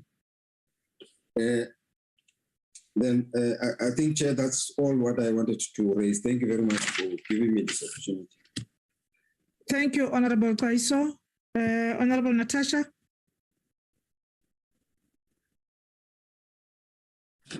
Thank you very much, Chair. Chair, thank you for the presentations as well. Chair, year after year, we come to this committee and we hear these presentations that give input to the appropriation bill. And then some of these recommendations just get a dust. Government is spending more money on VIP protection than it would spend on investing this money towards GBV cases. You are having police stations, and I always give examples of police stations that I've done oversight work on. For example, in Kensington Police Station in Cape Town, the police station only have 4 vehicles. And then if you take that 4 vehicles to a ratio of the community that is serving, that is rife with gang violence and drugs, it's not efficient. And then we are giving more money to VIP protection that, I mean, if you even look to some of these ministers, who in the world will want to even harm them? They are harming themselves daily by the inefficientness within these departments. So I think it's time that we make strong recommendations that National Treasury must relook some of these things that they are budgeting for, and reject some of these budget allocations that are just not making sense, Chairperson. We must stop using this committee just as a process of rubber stamping, because it feels year and year in and year out for me that this process is, we are just coming here to rubber stamp. COSATU comes here year in and year out and come and giving us the inputs, where else on a much more political level, they can make these inputs. And then they come here, they come and give us this inputs. It just gets rubber stamped. It's just a process. Much more emphasis really needs to be given, and we need to reject some of these things. Let's take a stance as the Appropriations Committee to reject some of these nonsensical budget allocations that really is not helping the country. You have in the likes of when we did oversight at the Defense Force, Soldiers don't even have proper uniform. They don't even have ammunition to train the kind of weapons that they are having there at the defense force. So we are literally a country that are sitting with soldiers that won't be able to, when they have to go to war, they won't be able to use those weapons because they are not properly trained in it. So we will forever sitting with Boma Bena here that can't even do the work. Some we have year in, year out have said, let's cut some of these entities that just doesn't make sense, that are just taking money from the fiscus. Because you have lousy entities that are just rocking up. That's why we are having a flagship program of 22 million. Some of these entities, government are having entities that just don't make sense. And the president wants to again establish another forum or board or whatever he calls them to go and look into BE. So some of these things just don't make sense as to learners don't have proper transport to go to school. You are seeing learners in Tosranta in many communities in the Eastern Cape waiting for school transport that is not even efficient. And then we are coming here, we are just going to approve a budget that is going to give a minister a BMW or Mercedes-Benz or Jaguar to drive around and be in blue lights. We can't allow that, Chairperson. At some point, we need to stop and we need to reject some of these things. Let's be brave enough as this committee. The Constitution gives us that mandate. Let's stop being rubber stampers of a budget that just don't make sense. A budget that is just here to not even improve the lives of Black people. And the budget of National Treasury is more and more giving us that feeling that the budget is not for Black people and improving the lives of Black people. So we need to reject it in all of its forms and finally take a steps as this platform and as this committee and stop being cowards and rubber stampers. Thank you very much, Chair. Thank you very much, Honorable Natasha. Before I request the co-chairperson to comment, let me have my comments. Firstly, on the issue of Honorable Ryder, I think Honorable Ocamp has clarified that Honorable Ryder is from Gauteng. He represents Gauteng, and the person who represents Western Cape is Honorable Njatu. But then I think there's a sense in what Honorable Peters have raised, and I think the debate should be there. It should not be about a person. It should be about the content.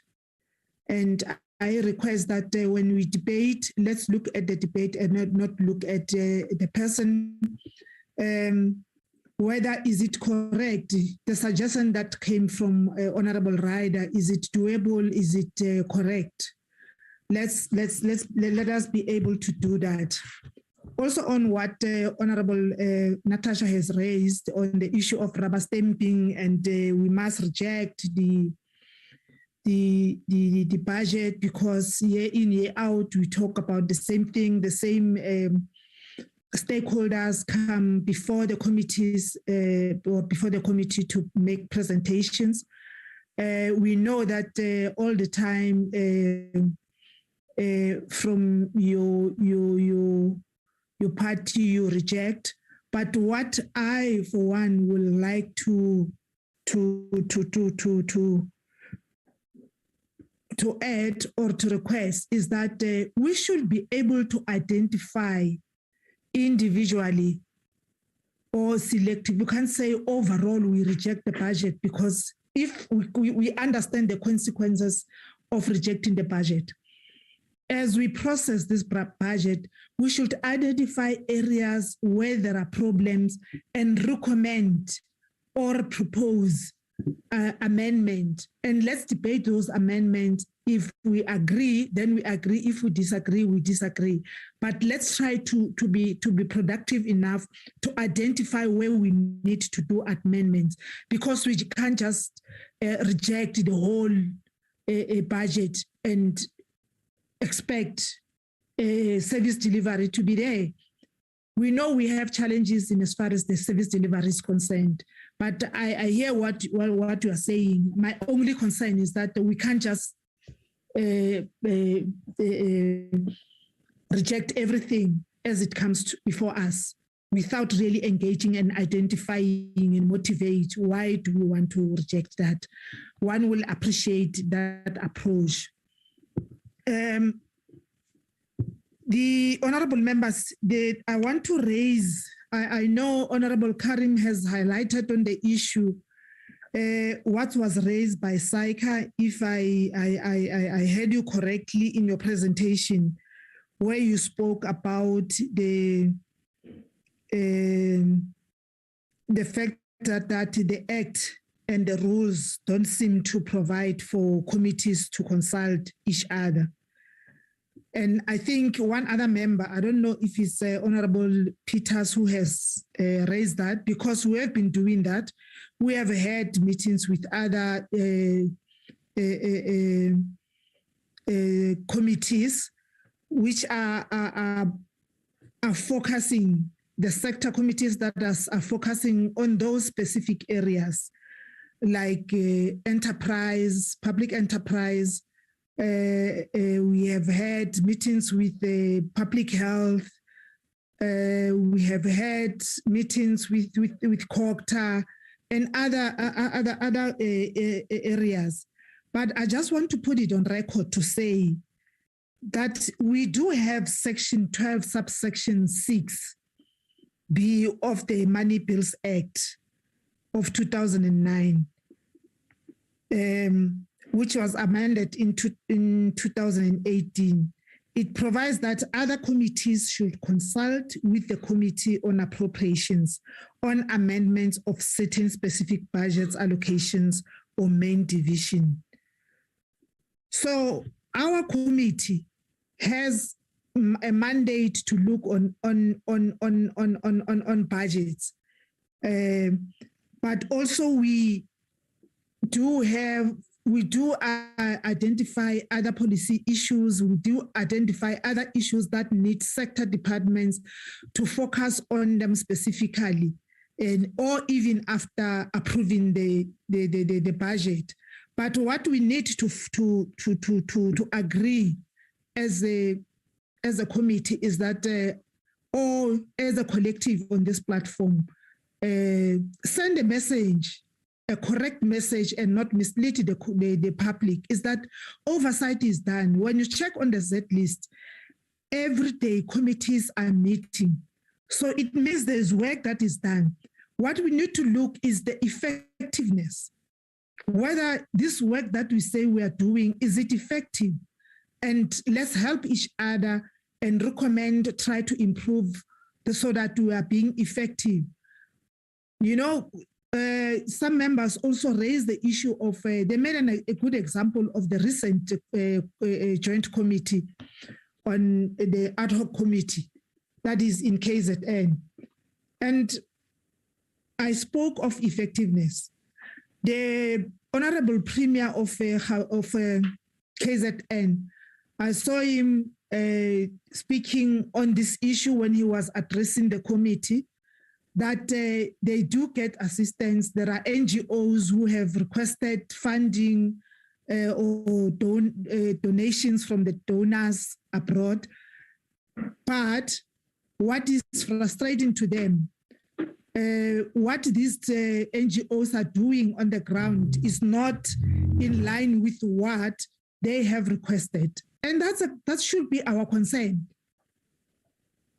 You requested money, you were given money to say this is what you're going to do, and you deviated. We don't see what you have committed on. And what will that do at the end of the day? It will require the government to take money from somewhere so that it intervenes and do what is supposed to be done.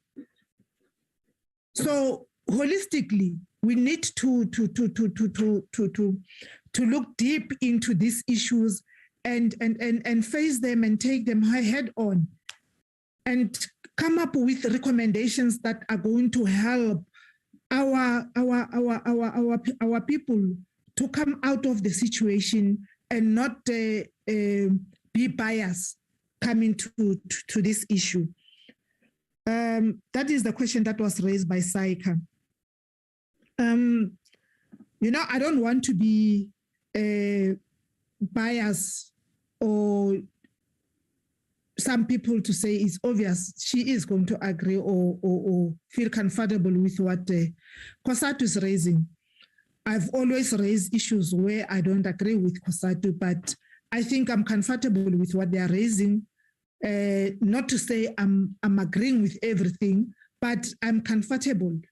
And I want, when we go to engagement as committees, to unpack where we see loopholes, where we have had members raising issues. But my request is that let's not play the man, let's play the ball.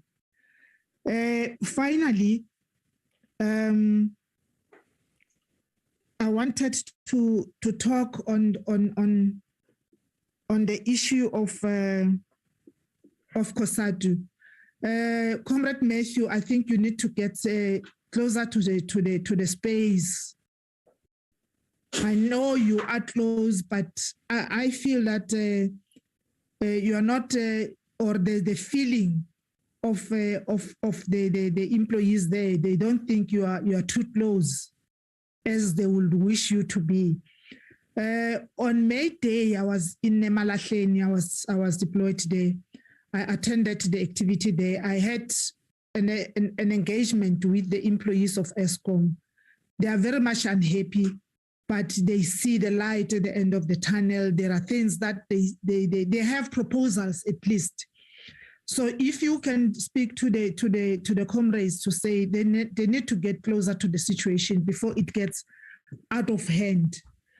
But also it's correct what members, having myself, what members have raised, myself coming from public service, I have been saying to the managers or the senior managers to say if the AG is having a view in as far as the department is concerned, it's not about you as an individual, as a head of department or as a senior management collectively, but it's because of the actual people at the ground who are doing the work. Once you draw them closer and make them understand that their contribution is the one who's going to change the face of the institution, then you will get what we are dreaming or we are visioning in terms of the clean audit. But for as long as you keep it to yourself and you leave them out, they don't see the importance of doing the right thing, we will not get it right, because they are the ones who are implementing. Hence, day in, day out, we are told that we have good policies, but we are poor in implementing. Who are the implementers? Those are the people at the grass, at the face value, who are supposed to be implementing.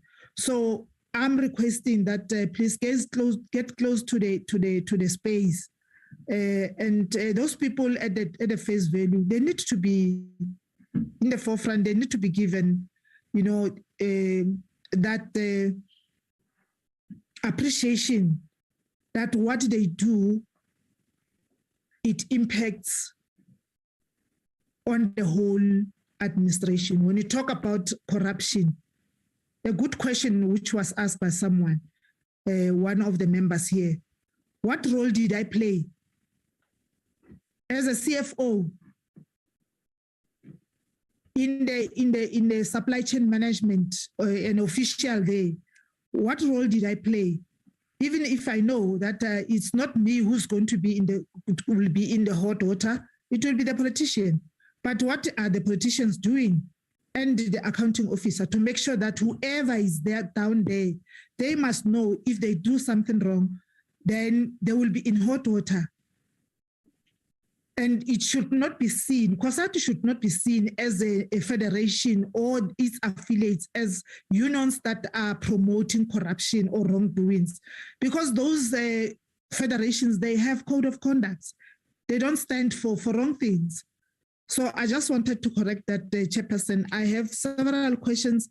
I will leave it to you, Co-Chairperson, to come in before we allow the presenters to respond. And I'll request members to listen attentively so that you can be able to identify if what you wanted a clarity on was not attended to. Over to you, Shenge. Thank you so much, Honorable Chair. Thank you to the presenters, and thank you to the honorable members. No doubt that the presenters, that the issues that you have raised have stimulated quite a healthy debate amongst ourselves, and I hope we are going to be able to follow up on some of them. Perhaps let me start by saying that it's difficult to argue against most of the issues that have been raised by the presenters. Things that needs to be done, especially when it comes to more budget, more funds being allocated. But as long as we always know that there's always a constraint when it comes to that, the fundamental economic problem of many once limited resources. Under normal circumstances, it's worse with the economy which has been battered by and large by COVID. So at the end of the day, there should be prioritization, and there are issues which have been raised by honorable members, perhaps who are saying that is our prioritization a correct prioritization? I think that's we should be dealing with also with that issue.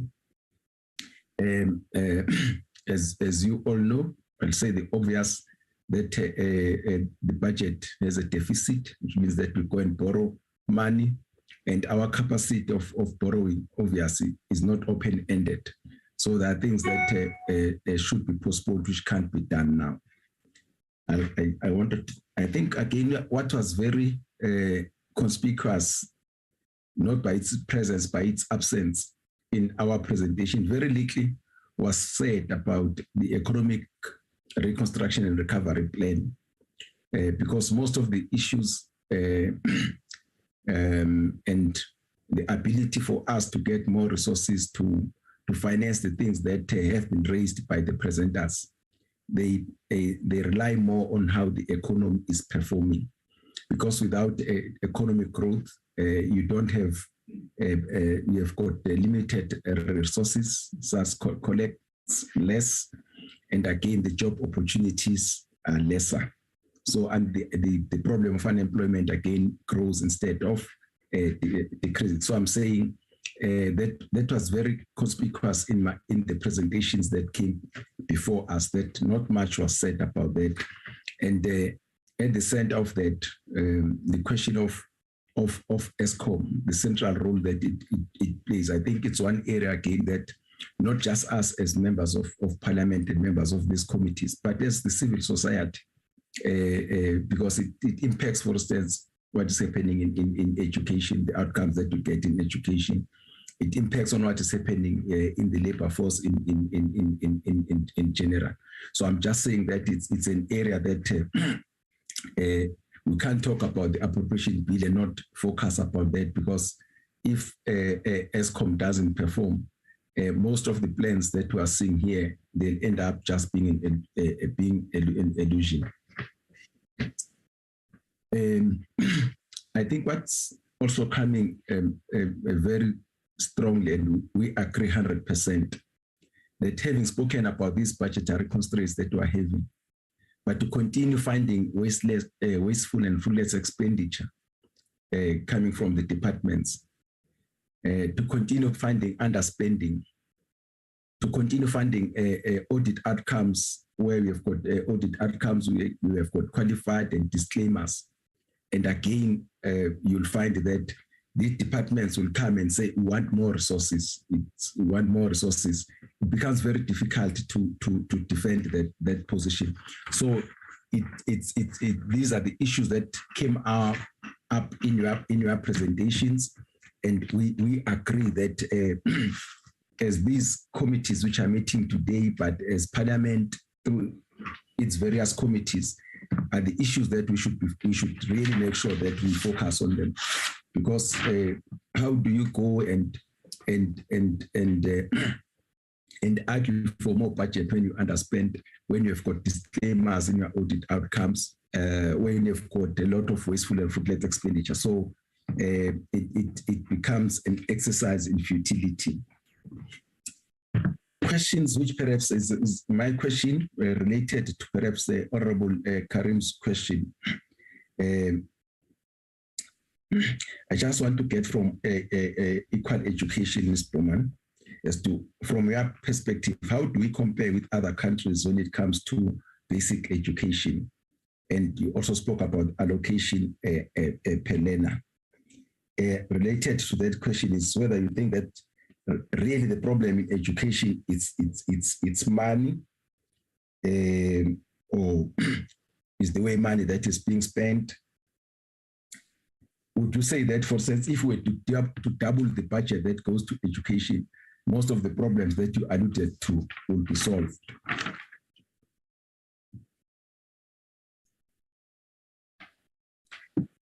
Again, because they're related to that, it goes to the sources of our funds, as we have said that we have got a deficit.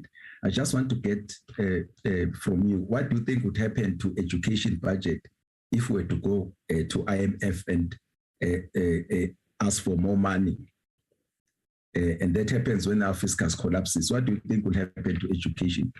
Obviously, I want you to refer to historical experiences.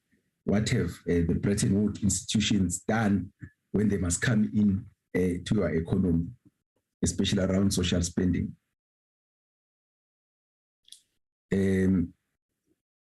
Saika, Doctor, what's your take on the decrease of the CIT from 28 to 27% in the budget? I would like to hear you. What's your take on that?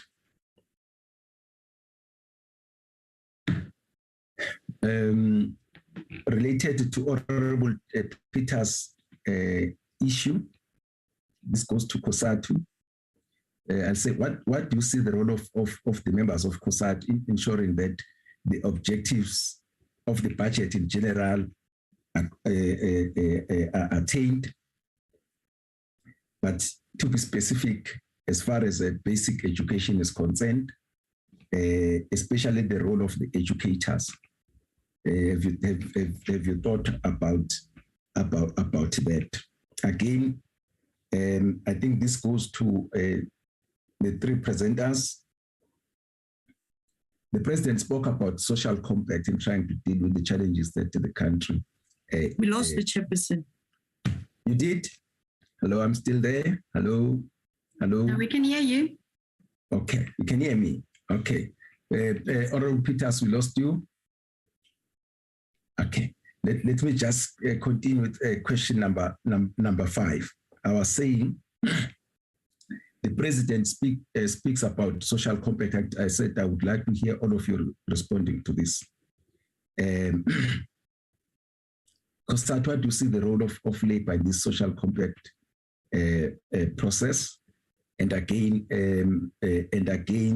the role of business. I'll tell you what influences this question. You look, there's, for instance, a presidential employment stimulus and many other initiatives by government to try and create jobs. But we look at the market, we see a lot of retrenchments of workers. And it ends up being a zero-sum game if it doesn't get worse. What did you see the role? And there we go, which I think is part of government as far as social compacting is concerned, were decreasing the CIT from 28 to 27%. The hypothesis that we are having is that money is going to be reinvested into the economy. So, but the question from my side is, what do you see the role of both, especially labor and business, when it comes to social compacting? Honorable Chair, those will be my comments and questions. And again, thank you very much for the opportunity to interact with the presenters. And as I said, that the issues that the honorable members are raising are things that we definitely need to put most of the things aside and focus on them, because irrespective of the political parties that we are coming from, all of us do want economic growth. All of us do want employment creation. We all want a security of energy and in particular electricity. So, and we do want better education for our children. We do want better public hospitals. So there's so much that we agree on, and we may disagree as to how we attain those things. But I think there's so much that we can agree on, and to try and use this budget to ensure that it's properly used. Thank you so much, Honorable Chairperson. Those would be my inputs.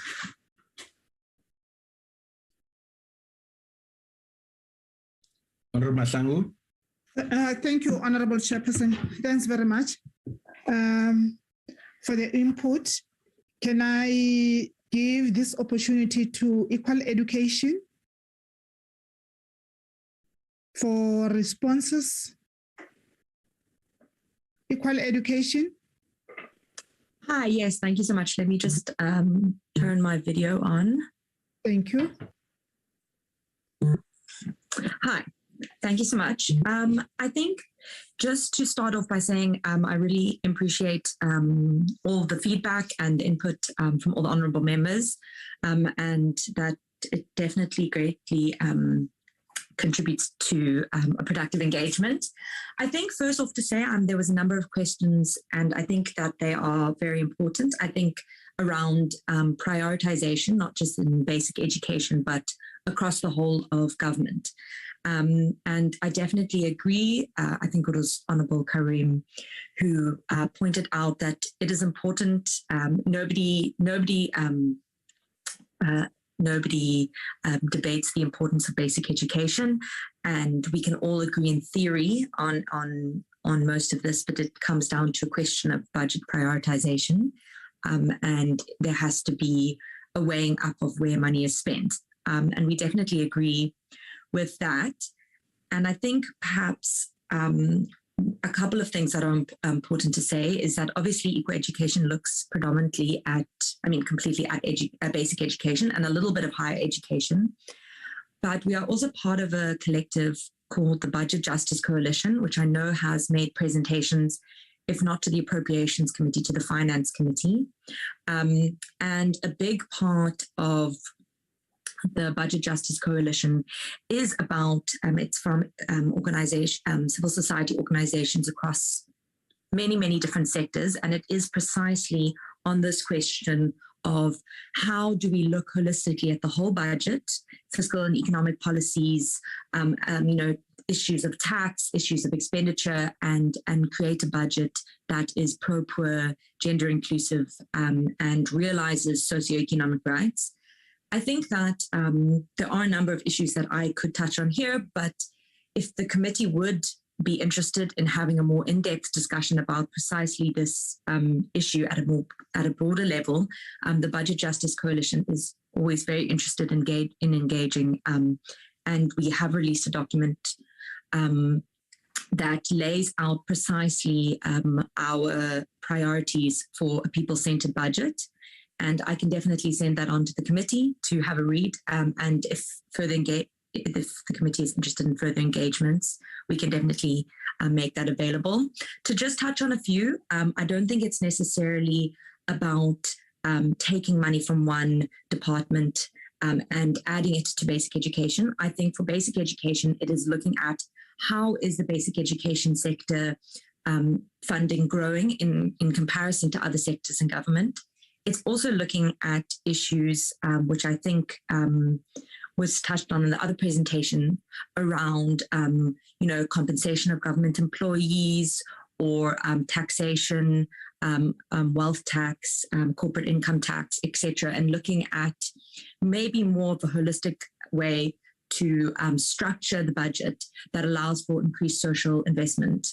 It's definitely not to argue that basic education should be receiving funding over that of other very, very important sectors, as we know that many of these sectors were very hard hit as well by COVID-19. So to maybe start off, I hope I covered everybody's questions.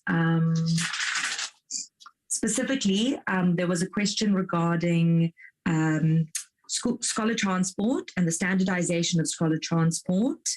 I think a big thing here is that an issue that we have found in basic education is that a lot of provinces have different needs and different costs involved in providing school infrastructure. Obviously, in more rural provinces where schools are very far away from each other and perhaps from communities, that requires increased investment. So it is definitely about having a sort of national policy regarding scholars transport, but then also allowing for provincial education departments to be responsible for the implementation. And it will also require, obviously, more resources going to rural areas than going to more urban areas. And then on solutions of school backlogs, I mean, this obviously, and this was touched on by a number of members, there is a really big tension between the need for more resources in basic education, but then also the issue of expenditure. I know there was a comment that what would occur if double the money was put towards basic education, and would there actually be a significant change? I think school infrastructure is a particularly difficult area just because it obviously involves a lot of procurement, and as we see across government, there is a high level of corruption and procurement or tender irregularity. However, there are some, and I think that is why, I think there needs to be a two-pronged approach. I don't think it is just a question of providing more funding, but specifically with school infrastructure, but also a question of of capacity building and ensuring accountability for expenditure. I think that in terms of doubling the money and would there be a significant change? I know that the answer would be yes. Even just looking at COVID-19, we saw that as a result of the budget cuts, schools in Limpopo in 2020 were asked to cut their school budgets by, I think, 40%. I mean, that change in funding obviously had an extreme real-term impact on many, many schools. And those schools, when the money was allocated, was efficiently spending them on important priorities. You also have the National School Nutrition Program, which is an extremely effective and important way to provide learners with school meals. We have seen that they have done a great job of providing 9 million school children with meals across the country. What we see in this budget is that we see that funding for the National School Nutrition Program, although it keeps up with inflation, it does not keep up with food prices. So there's another example where, this means that in the coming years, the quality and the nutrition value in school meals, which obviously has a huge impact on learners' health and ability to learn, will be impacted. So to shortly answer that question, if the money to basic education were to double, I think that you would see significant changes in terms of schools' budgets, National School Nutrition Program, and you would see an increase in learner expenditure on learner. However, you would also still be saddled with those issues in school infrastructure and in other areas where simply providing more money does not necessarily mean that more infrastructure will be built. And we definitely recognize that tension, which is why we wanted to include it in the presentation. We really feel that there needs to be a focus across government, and we're seeing this with the introduction of the procurement bill. You know, we are also seeing this with government dealing with the FATF recommendations and attempting to create more beneficial ownership transparency, that we need to have an environment that is less conducive to corruption. We also need to ensure that we are incentivizing and building our provincial education departments and departments across government, which again we recognize does require more funding, to make sure that we have the capacity to actually implement the projects. Underspending is not an issue of corruption, as that money is simply not spent and returned to National Treasury. So we really have an issue that the capacity to spend the money provided is just not there. So we definitely recognize that you can't simply provide more money if these issues aren't tackled. On the movement of ECD to basic education, we definitely are encouraged and excited about the prospect of having two more mandatory compulsory years of education in the early childhood development phase. As was brought up by another honourable member, early childhood development and the education that happens there is absolutely vital for the rest of the education career. So we are very pleased with that move. Obviously, we will need to watch and see how the incorporation happens. And I'm sure that there will be many issues that need to be addressed, and people will be learning as they go. But so we are watching that very, very carefully, but we are very encouraged at the idea of having two more compulsory years of learning at such an early stage. Around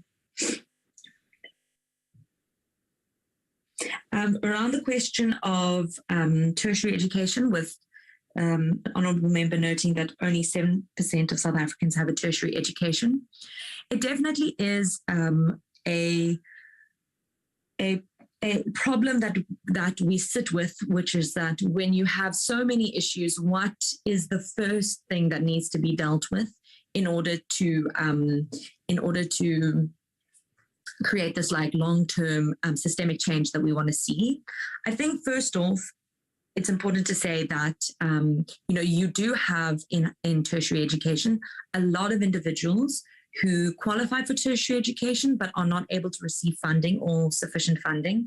There are lots of stories of, and I know of, many among my sort of age cohort who, were on their way to completing engineering degrees and had a dropout due to lack of sufficient financial support, which didn't adequately cover all their basic expenses. So I definitely feel that tertiary education is important. Equal Education feels that tertiary education is very important to be funding.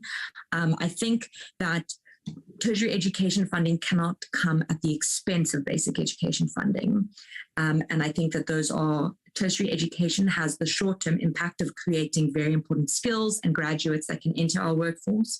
Basic education obviously is the long-term approach of investing in our children, investing in their futures and their potentials, which will over, 15 years, 18 years, 20 years have a very, very, very significant impact on society and such. So I think that it definitely is a question of making sure that the two happen simultaneously. That obviously goes back to the question of, well, how is all of this funded? I think, as you see within this FAS, that there is a lot of technical irregularities and spending irregularities that can be dealt with that would make higher education efficient, while the same can be said for basic education. So that would be a way to create greater productivity and efficiency in both departments simultaneously without perhaps even additional funding. Then on top of it, it goes back to this broader conversation, which obviously there isn't as much time for now, and I'm not really the expert on that. And that's perhaps where an engagement with the Budget Justice Coalition would be helpful, where we look at, broader ways in which we are able to invest across the spectrum in and social spending. And that really becomes a broader question of economic and fiscal policies, which I think is very, very important. But I am less qualified to be able to maybe give a succinct answer on that. But just to say that, you know, Equal Education, along with the Budget Justice Coalition, feels that there are alternative economic and fiscal policies that would allow for greater availability for socioeconomic spending.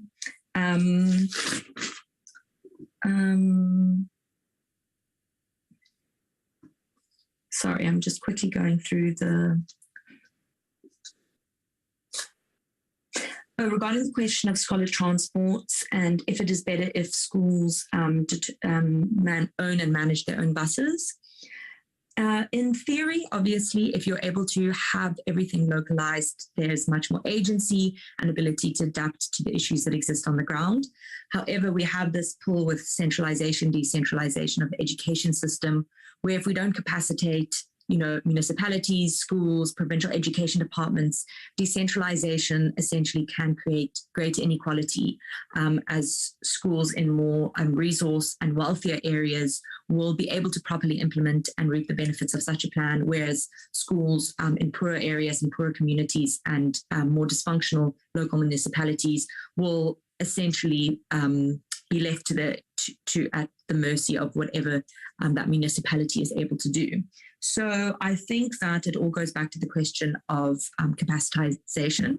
I think, you know, in an ideal world, I think that with the national policy on scholar transport, provincial oversight, it would be beneficial for schools to be able to manage their own transport and probably much more effective.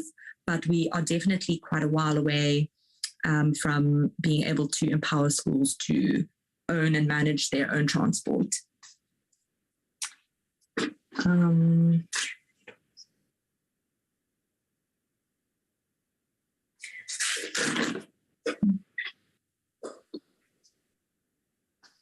Regarding how we compare with other countries, I think just to say that we are involved in a number of international evaluation systems, the TIMS, which look at maths, reading for value, and we are definitely not the amount that we invest in basic education or the amount that we spend, we definitely, allocate, should be having greater results than what we are on these international evaluations.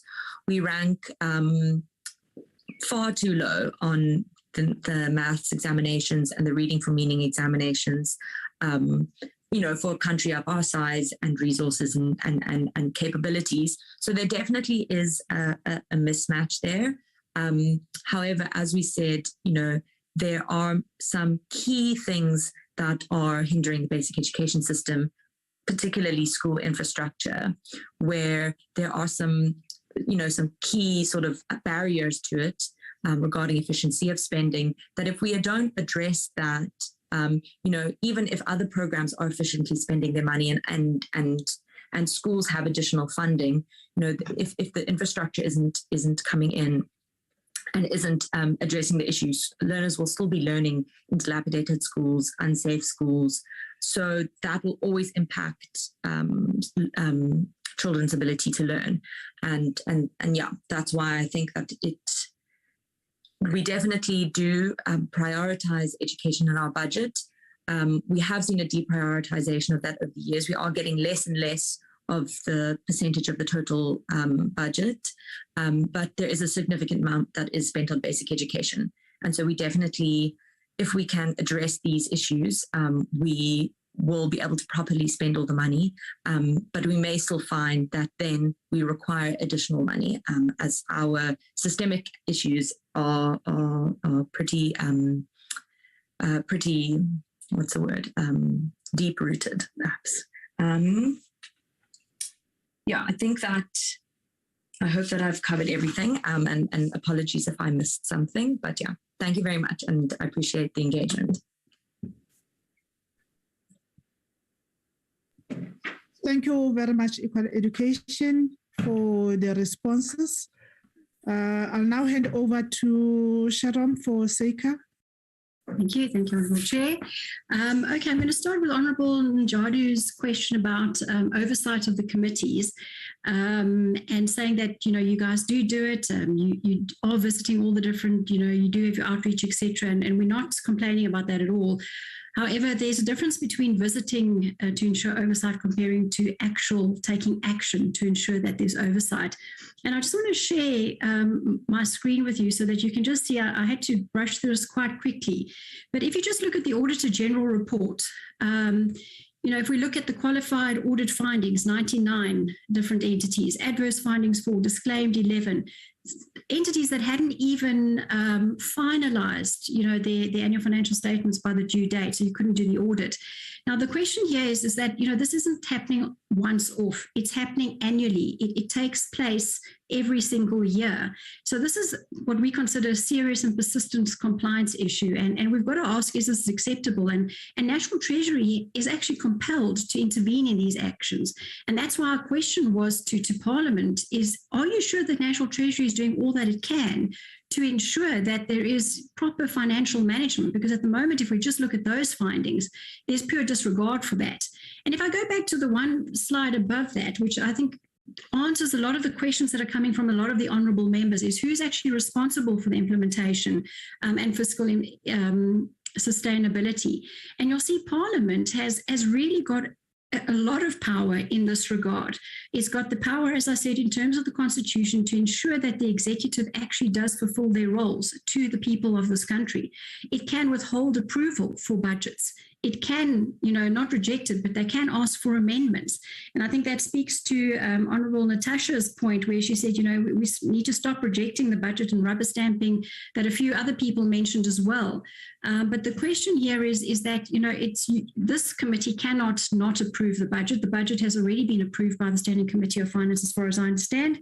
And it's not the problem is not the approval thereof, it's the performance that is lacking and the appropriation to departments that are not performing.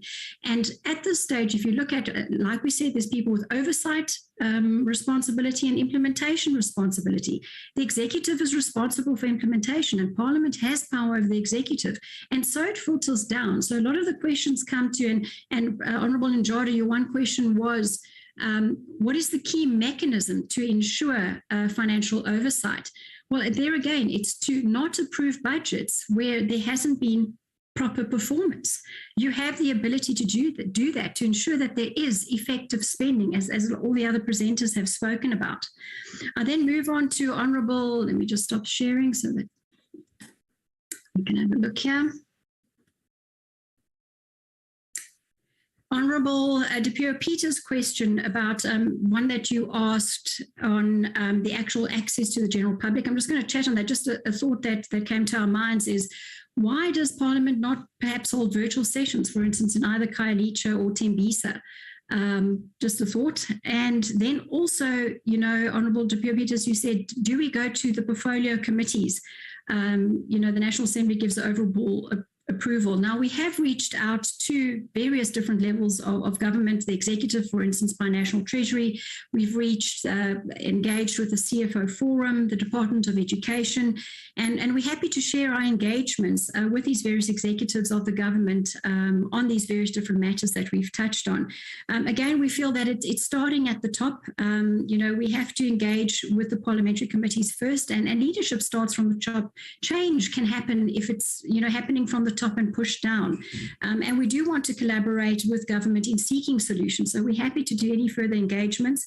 We welcome the invitation to engage the different portfolio committees. There are 41. We do have constrained resources, but we'll try and focus on the important areas, that for us, crime, education, health, etc.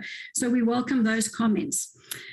If I look at Honourable Karim's comments, thank you for agreeing on the contingency reserves that I know a lot of other members have agreed with as well, and also for looking at the allocation to the NPA, because it is worrying, and we do appreciate if further research is done on this. I'm not sure what else goes into that VIP budget.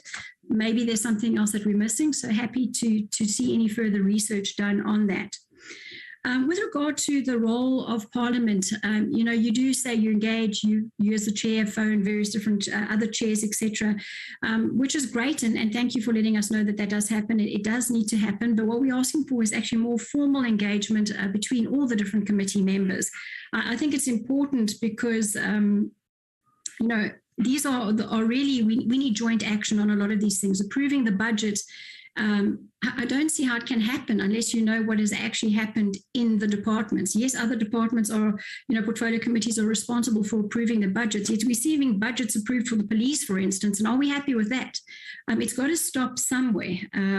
You mentioned oversight over SARS, legislative framework, fiscal framework, and appropriations, etc. And we'd like to engage more on that. We did mention, oversight over SARS, for instance, during our Nugent Commission, our submission to the Nugent Commission, where we feel rather than, more oversight and another oversight body, why not have an advisory structure instead? So happy to engage further on that.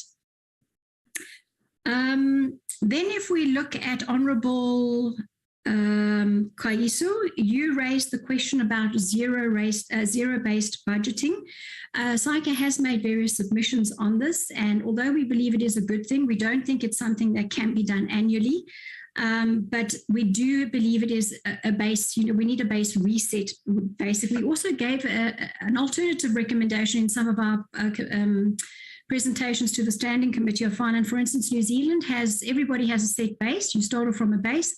Any further appropriations that you need, you have to formally apply, and based on the specific needs, your budget will then be approved. If there is not a specific need or project that you need your money for, your budget stays consistent, and you have to take inflation into account within that budget and ensure efficiencies and effectiveness within that budget that you've given, unless you have been allocated more. And that's just a central adoption to make sure that all different parliamentary groups are working together to ensure that, or parliamentary committees are working together to ensure that the priorities of the country and the people are being met and the money is being allocated specifically to that.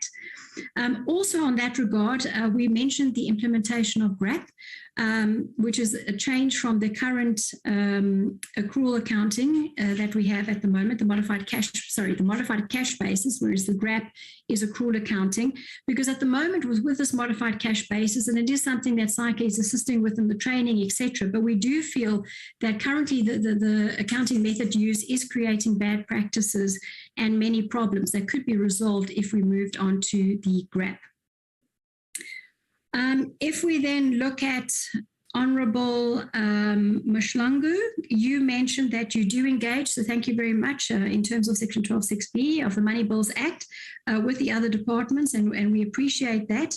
But again, our question here, is that engagement effective? Are we seeing the changes that we need, that budgets are not being approved where there is performance lacking? And I know the question was raised in the Standing Committee of Finance is, if we don't approve the budgets, what are these departments going to do? Is that not going to affect the service delivery to the people, the taxpayers on the ground?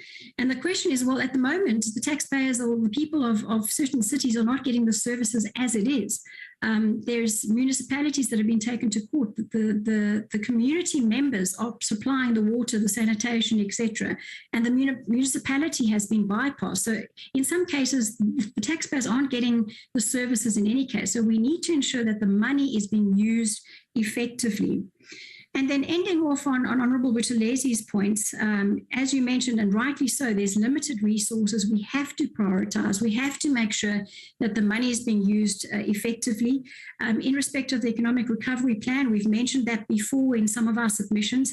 Again, that there's nothing wrong with the plan. It's the implementation of the plan where it all goes wrong. So if you don't get implementation correct, you can have the best plan in the world. So, more resources, fixing a problem like education, health, etc., is not going to work. And on the education, for instance, I remember looking back about 2 years ago, I think South Africa spent about approximately the same as Hungary as a percentage of GDP on education, yet their literacy level was sitting at 99%, and South Africa's is not near that. So again, we've got the money, we're just not spending it effectively. And we need to root out wasteful and fruitful expenditure. I mean, look at the audit outcomes. It's a starting point. We know exactly which departments, municipalities, etc., are not doing what they're supposed to be doing. Let's stop that from happening. You also asked a question about the corporate income tax rate reduction from 27%. That again, remember, was brought in. It's a neutral stance for, there's not less revenue coming in for government. Companies are not necessarily going to have more income now to spend.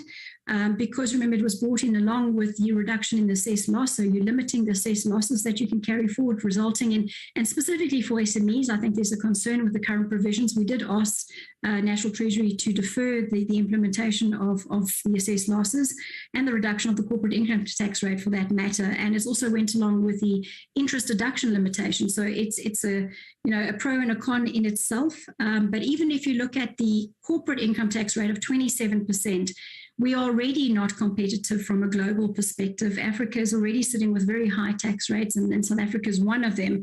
If you look at just, for instance, globally, we have the base erosion profit shifting, which is trying to bring the minimum tax rate down to 15%. So if you compare that to 27%, South Africa's still got a long way to go. So I don't think the 27% is going to help us much to become more competitive. On the social compact and what is the role of business and labour, I think it is critical. We do need a proper social contract. I think government needs to ensure that it can let businesses thrive. We're looking at lots of interventions on reducing red tape so businesses can actually, especially the small businesses, can start up and thrive and start employing people, because that's the only way we're going to get out of the crisis that we're in, is if we start employing people. And for that, we need the economy to grow. We need our labour market it's there, but it needs to be employed. But our Labour Act and Relations Act, etc., need to be simplified, because at the moment it's not conducive to hiring people. So overall, I think, again, it boils down to oversight and accountability. We've got the money, we're just not using it effectively. And this committee has the power, and along with all the other committees as well. And that's why we urge them. Yes, you are speaking, but we're not seeing the appropriations being stopped to departments. And I've listed a few in our summary. The Auditor General highlights quite clearly which departments there are, municipalities there are that are not doing what they're supposed to be doing. Why do we keep giving them money, and why are we not holding people accountable when this money is given to them and they're not spending it the way they should be doing? It is in your power to stop that. Thank you very much.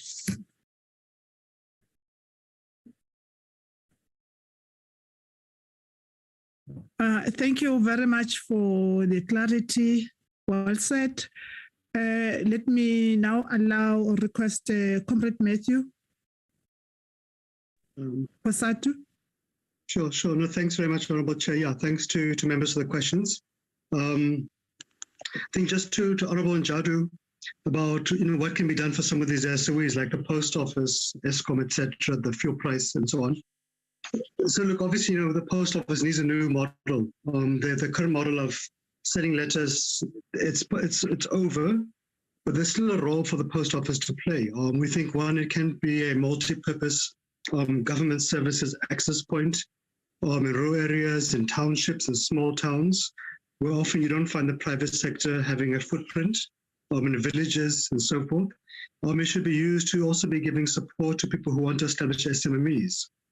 So there is a postal amendment bill which will be coming to Parliament, we hope, by the end of this year, which kind of begins to speak to kind of repivoting the post office, looking at entering the courier services market, etc.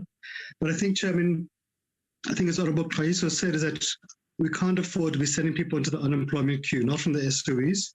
If there's jobs at risk, let's look at reskilling these workers. Let's look at other opportunities for them, whether it's redeployment or whether supporting them to establish their own SMMEs.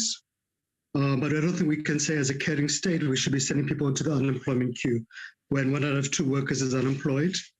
It doesn't mean we must stick with the existing model, because the existing SOE model, it's clearly not going to survive as is, so it needs to be repositioned. On Eskom, Chair, we actually, and I think Honourable Okamp also had raised it, we actually have a bit of hope in Eskom. We've managed as COSATU, to draft a social compact with our colleagues in business and government, the presidency. We've seen a debt reduction of 20% in the past year. We think there's a need for an additional debt reduction of about 200 billion rand to get it to an affordable level where they can really focus on investing more in maintenance and bring on board additional generation. We are engaged with the presidency about unblocking some of the delays to additional generation coming on board, some of the environmental regulatory processes. But I think Eskom itself also has to enter the renewable energy space itself, because that is a cheaper form of generation. It needs to do more to tackle corruption, waste, expenditure. And we have seen some positive green shoots in that regard, where you've seen several billions rands being recovered through civil claims processes. But again, we need the NPA and the police to also play the role and to do the criminal prosecution as well. We are engaging with Eskom around a just energy transition, and specifically with DTIC about how can we begin to manufacture locally some of the renewable energy technology here as well. So that's what we have to fix. We have no choice, and we can fix it. On the fuel price, Chairman, I did see some of the DA's proposals. Some we would agree with, some I'm not so sure. But I think number one is about, which I'm sure all of us agree, is for government, for Treasury and DMRE to extend the April relief around the fuel price. We can't afford a R3 hike this week. We need to look at a new affordable tax regime, which is affordable to workers, to the economy. Of course, as Honorable Karim says, if you reduce revenue here, you need to compensate for it elsewhere. I think number one is that also we need to get Metro Rail fully functioning, because that will help ease amount on the roads. That's 10 million commuters. We need to also see what can we do to retable, and hope can happen this year, the RAF and the RABS bills at Parliament. These, for some strange reason, were rejected by Parliament about 2 years ago.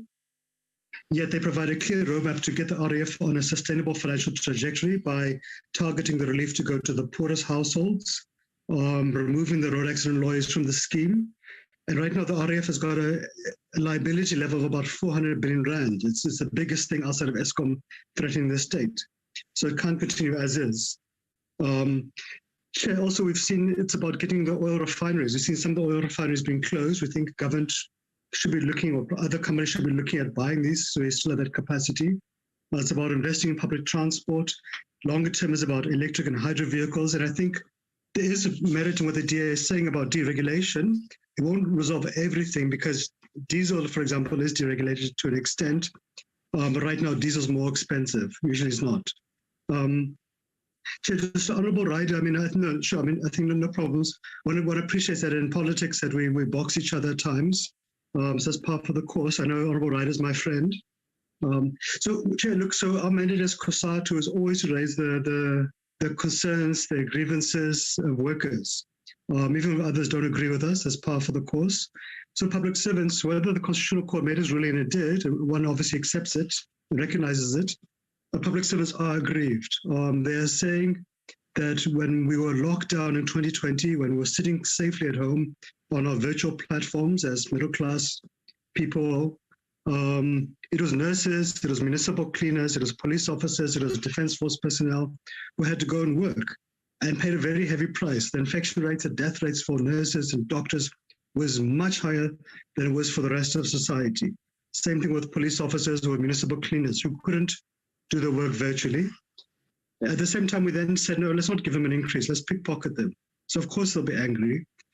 Chair, we can say, look, impose a wage freeze because the fiscus, and that's an easy thing to do, but there's a consequence.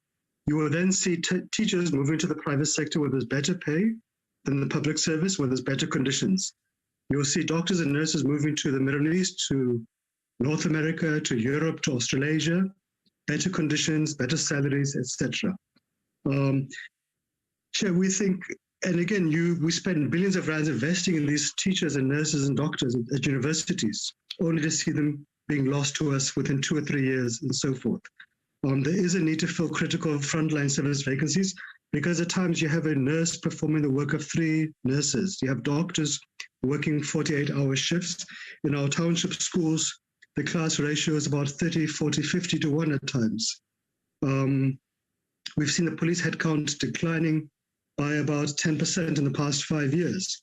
And of course, public servants, yes, we can say they're fortunate to have jobs, no doubt, but they're not living in an isolated community. They support relatives who have lost jobs, who have lost wages. They are highly indebted. Chair, at the same time, we should also say, are the public servants making a contribution? Yes, they are. It is the GPF through the PIC, which invests in almost every single listed company on the stock market, which has invested in government bonds, in SUEs, which has actually invested in almost 100 billion rand in Eskom bonds. We are saying that workers' pension funds should be enabled to invest in infrastructure as our contribution to growing the economy. During 2020 and up until now, we've released 64 billion rand from the UIF, credit-free to any worker who had lost wages in this period as our contribution to trying to save the economy, to save companies, etc. So it's not as if workers or COSATU are sitting on their hands and not making a contribution or sacrifice. We often get clapped by our own members for these things. Here, I think we should say, what is the wage gap in the public sector and the private sector? Are we addressing it fully? And we're not. In the public sector, it's not bad at about 13 to 1. In the private sector, at times, it's 50 to 1. It's 200 to 1. We have a scenario where, and I don't know if the DA has raised it, where the CEO of Sibanye makes 300 million rand in 1 year, and mine workers are asking for a 150 rand increase. Yet it's public service pension funds who are invested in Sibanye. But I think the last thing on the public service wage issue is that collective bargaining is critical to labour market stability, which benefits government, it benefits businesses, so we can focus on the economy, providing public services. When we have a partner to a wage agreement which walks away from it, doesn't engage, it undermines collective bargaining. It provokes strikes, it undermines labour market stability. It sends a message to the private sector that one can walk away from agreements and you don't need to be bound by it. And often at times we forget that unions sell compromises to members. So the 2021 public service wage agreement was the lowest in a decade. It was part wage, part once-off gratuity, and unions sold it to members to say, let's assist the state not to go over the fiscal cliff. But it's difficult if afterwards you then find yourself being kicked in the backside. Or sorry for my language. You find a collective agreement being walked away from by the employer. Chair, just to Honourable Malatsane, on corruption, I think we've raised quite a few issues with government at NEDLAC and Parliament and the Alliance. Number one is the public procurement bill. Let's have a single public procurement regime across all the state, from public service, municipalities, entities, SOEs. It needs to be transparent and online. We need to empower SARS to conduct lifestyle audits of politicians, of management, of the wealthy, etc. Even people's supply chain. We need to really see in the courts the prioritization of corruption cases in the commercial courts. We need to do, as Dr. Smolder is saying, allocate more to the NPA, allocate more to SARS. We need to look at redeployment within the police service. Parliament passed a very progressive auditing act in 2018, but we're not utilizing it. We think we need to tighten the ban on doing business with the state on politically exposed persons. We think the ANC has done well and it's not easy to implement the step-aside rule. More needs to be done. And I think, Chair, to give credit to government, we have seen in the past month or so, not just last week, increasing numbers of persons being charged and even convicted and sentenced for corruption, be it at the UIF, be it at Public Works. We've seen good work in ESCOM in that regard, but we now need to see some of the big fish going to prison, and we need to see how do we protect whistleblowers more.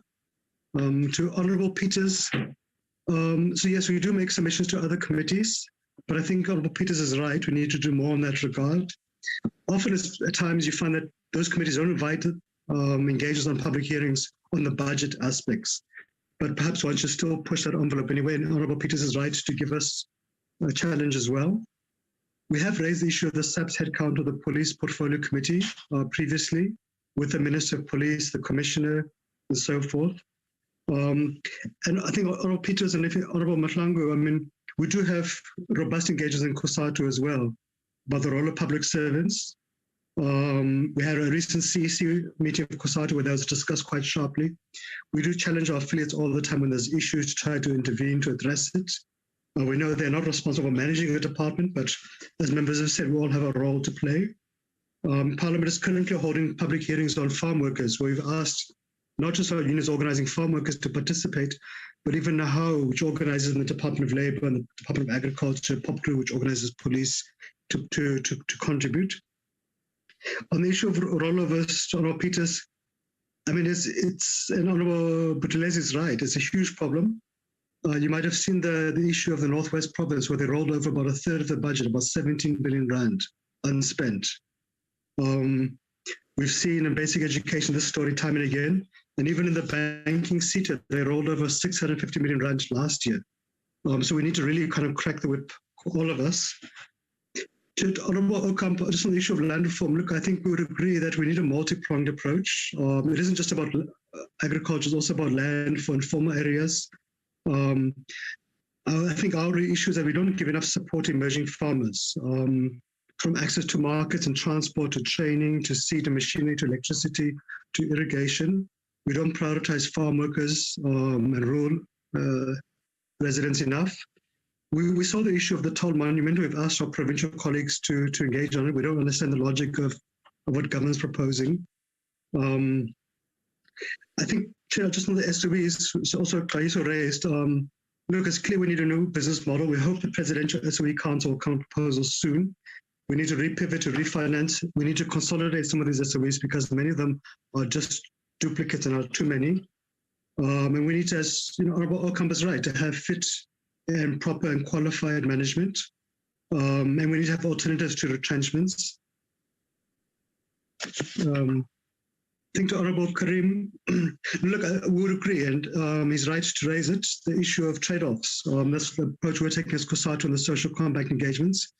We've deliberately said, what can we as COSATU contribute to a social compact, not just demands, but rands and cents. We've said, well, we can assist on ESCOM front. We've assisted on the UIF TERS front, where we released 40% of the UIF into the economy. We've been pushing government on Regulation 28. And even on the wage bill, you will find if you engage at the bargaining forum, workers will try to assist with a sustainable approach. Honourable Karim asked, well, what are the key interventions? And I would say, because we've raised many issues, let's double the presidential employment stimulus. Let's help 2 million people find the way into the labour market. Let's retain the 350 SOD grant. It gives relief for 10 million unemployed people. Let's really see how can we ramp up local procurement to accelerate the rebuilding of ESCOM and Transit and PRASA. And I think let's give more support to SARS and the NPA and to efforts to fight corruption. I think for us as COSATU, those are the kind of key points we're trying to raise all the time with government. So we'll look at one small correction to Honourable Karim. So COSATU isn't just a public service federation. It's 50-50 between public and private sector. Often it's because in the private sector, we're bleeding jobs heavily.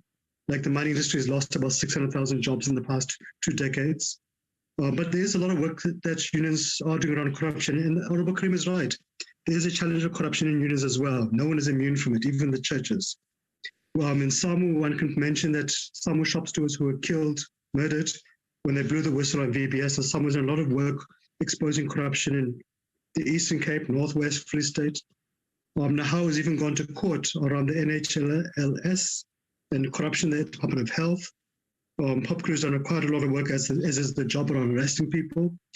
Nahau and SACTU did a lot of work, Clothing Workers Union, exposing corruption on the PPE issues in 2020, where SACTU actually went to each department in each province to say, are you procuring these locally? Is it in line with the Treasury requirements?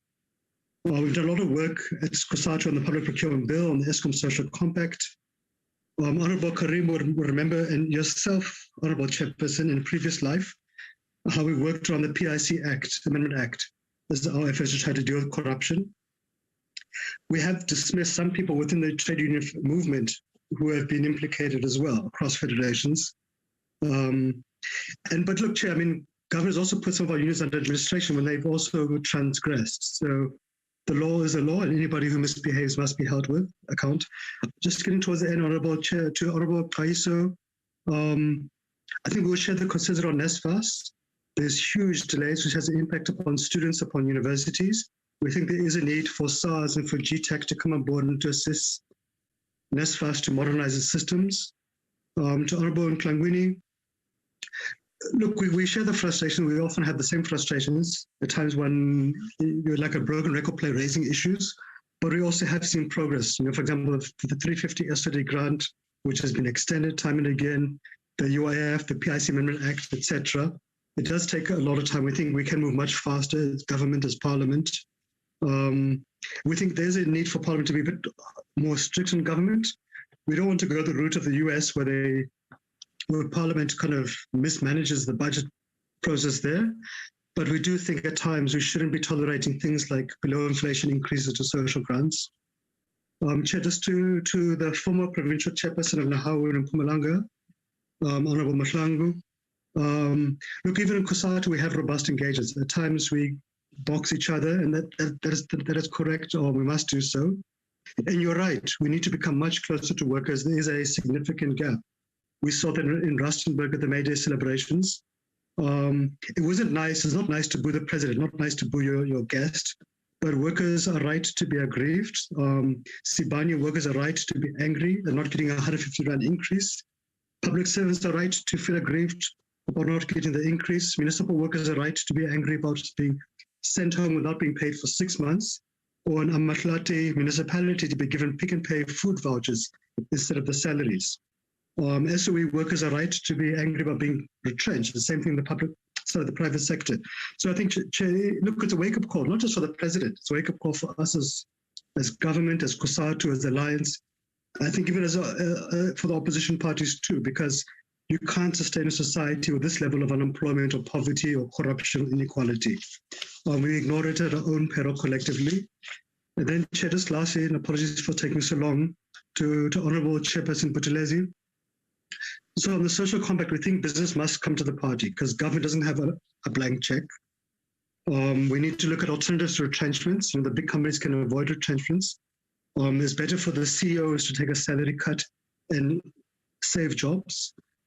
We think we've been proposing that we should fix the CCMA systems around the normal tiers, which is an alternative to retrenchments, where the CCMA would help with the salaries over a 6-month repositioning process for companies. We should look at the ETI, so the Employment Tax Incentive, the YES program, the Presidential Employment Stimulus as alternatives. DTIC will hopefully bring the Companies Amendment Bill to Parliament soon, which speaks to private listed companies disclosing the wage gap, because we need to begin to address that. Honourable Buthelezi is right to raise the company income tax, which was reduced, and we need to ask, what is the private sector doing in exchange for that, besides retrenchments? The PIC is a shareholder in most companies on the stock market, and we think they need to be a bit more active as a shareholder when they see wrong things happening. But we've also said as Labour, we're willing to contribute to ESCOM, on the UIF, on Regulation 28, on the pension investments. We obviously need to do more on exposing corruption. We made quite a few proposals on how we think we can boost labour market stability. One of them is to invest in the CCMA to modernize it, to help address many workplace grievances before they escalate into disputes or strikes. Chair, we think the labour laws are not the issue. These labour laws are often blamed for unemployment, but these same labour laws were here when we had the economic boom under President Mbeki. What's changed is that we broke ESCOM and Transnet and Metro Rail. We've broken the SOEs in the state. We've engaged in corruption. And those, I think, for us are the things which must be addressed. So, Honourable Shenge, so many of the issues we had covered actually constitute the pillars for the economic recovery plan, like ESCOM and Transnet, local procurement, stimulus, corruption, etc. We think the social compact must be based upon it.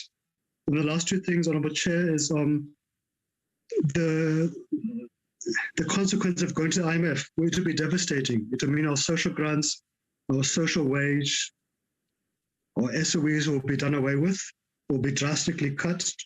The wage bill will be drastically cut, and we can see what happened in Greece, which have a huge negative impact upon the economy, to bring the economy into a complete collapse.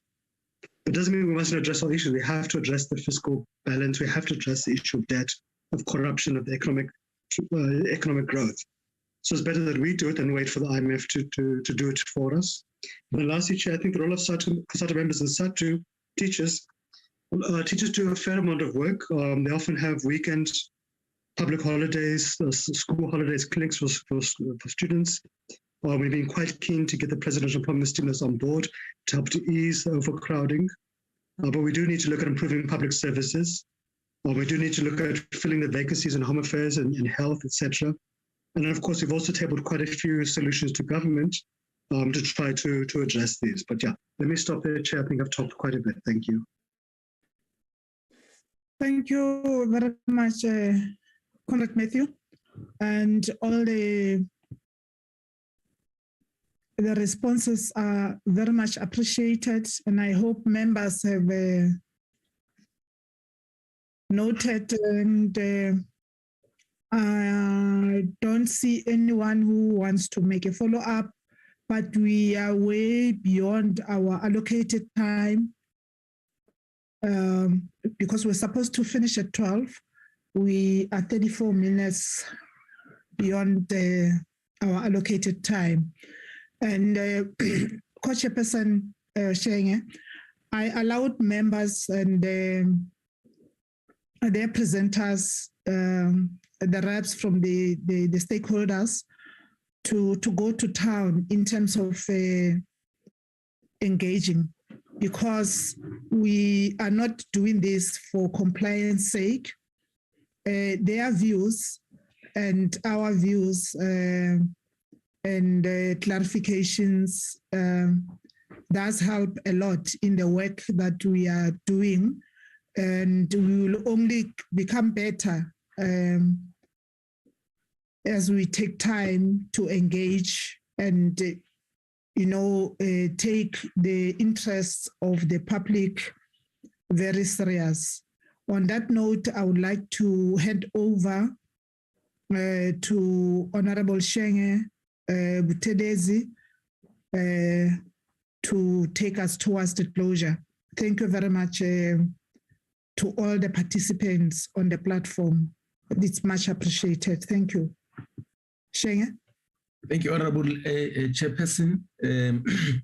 Thank you, honorable members, our support staff, the presenters, their presentation very much appreciated. I think we have said a mouthful on the 2022 appropriation bill. Baba, do you have any announcements you would like to make?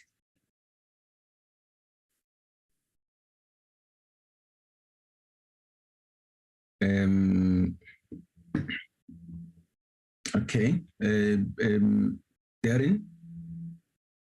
Chairperson, no announcements. Just a reminder, tomorrow we've got public hearings on the 2022 second adjustments appropriation bill. And immediately thereafter, National Treasury will respond to the submissions that were made on the appropriation bill. Thank you. Thank you very much. Honorable members, Baba back. Yes, Chairperson, I'm back. I was saying, is there any announcement that you would like from the Select Committee side? No, there's no specific announcement, Chairperson, except what Darren has covered, Chair. Okay, thank you so much, honorable members. And as I said, this takes us to the end of this meeting. So the meeting stands adjourned. Honorable Shenge. Thank you. Thank you so much. Honorable Asangu. Igama lamatata wethu. Yes. Shenge. Gladibuwa hle. Asipuo. Malibongwe igama lamadoda. Wethu. Abantwana. Thank you, Chairpersons. Thank you, Asipuo. Thank you. Thank you, Chairperson. Thank you. Thank you, bye. Bye. Bye.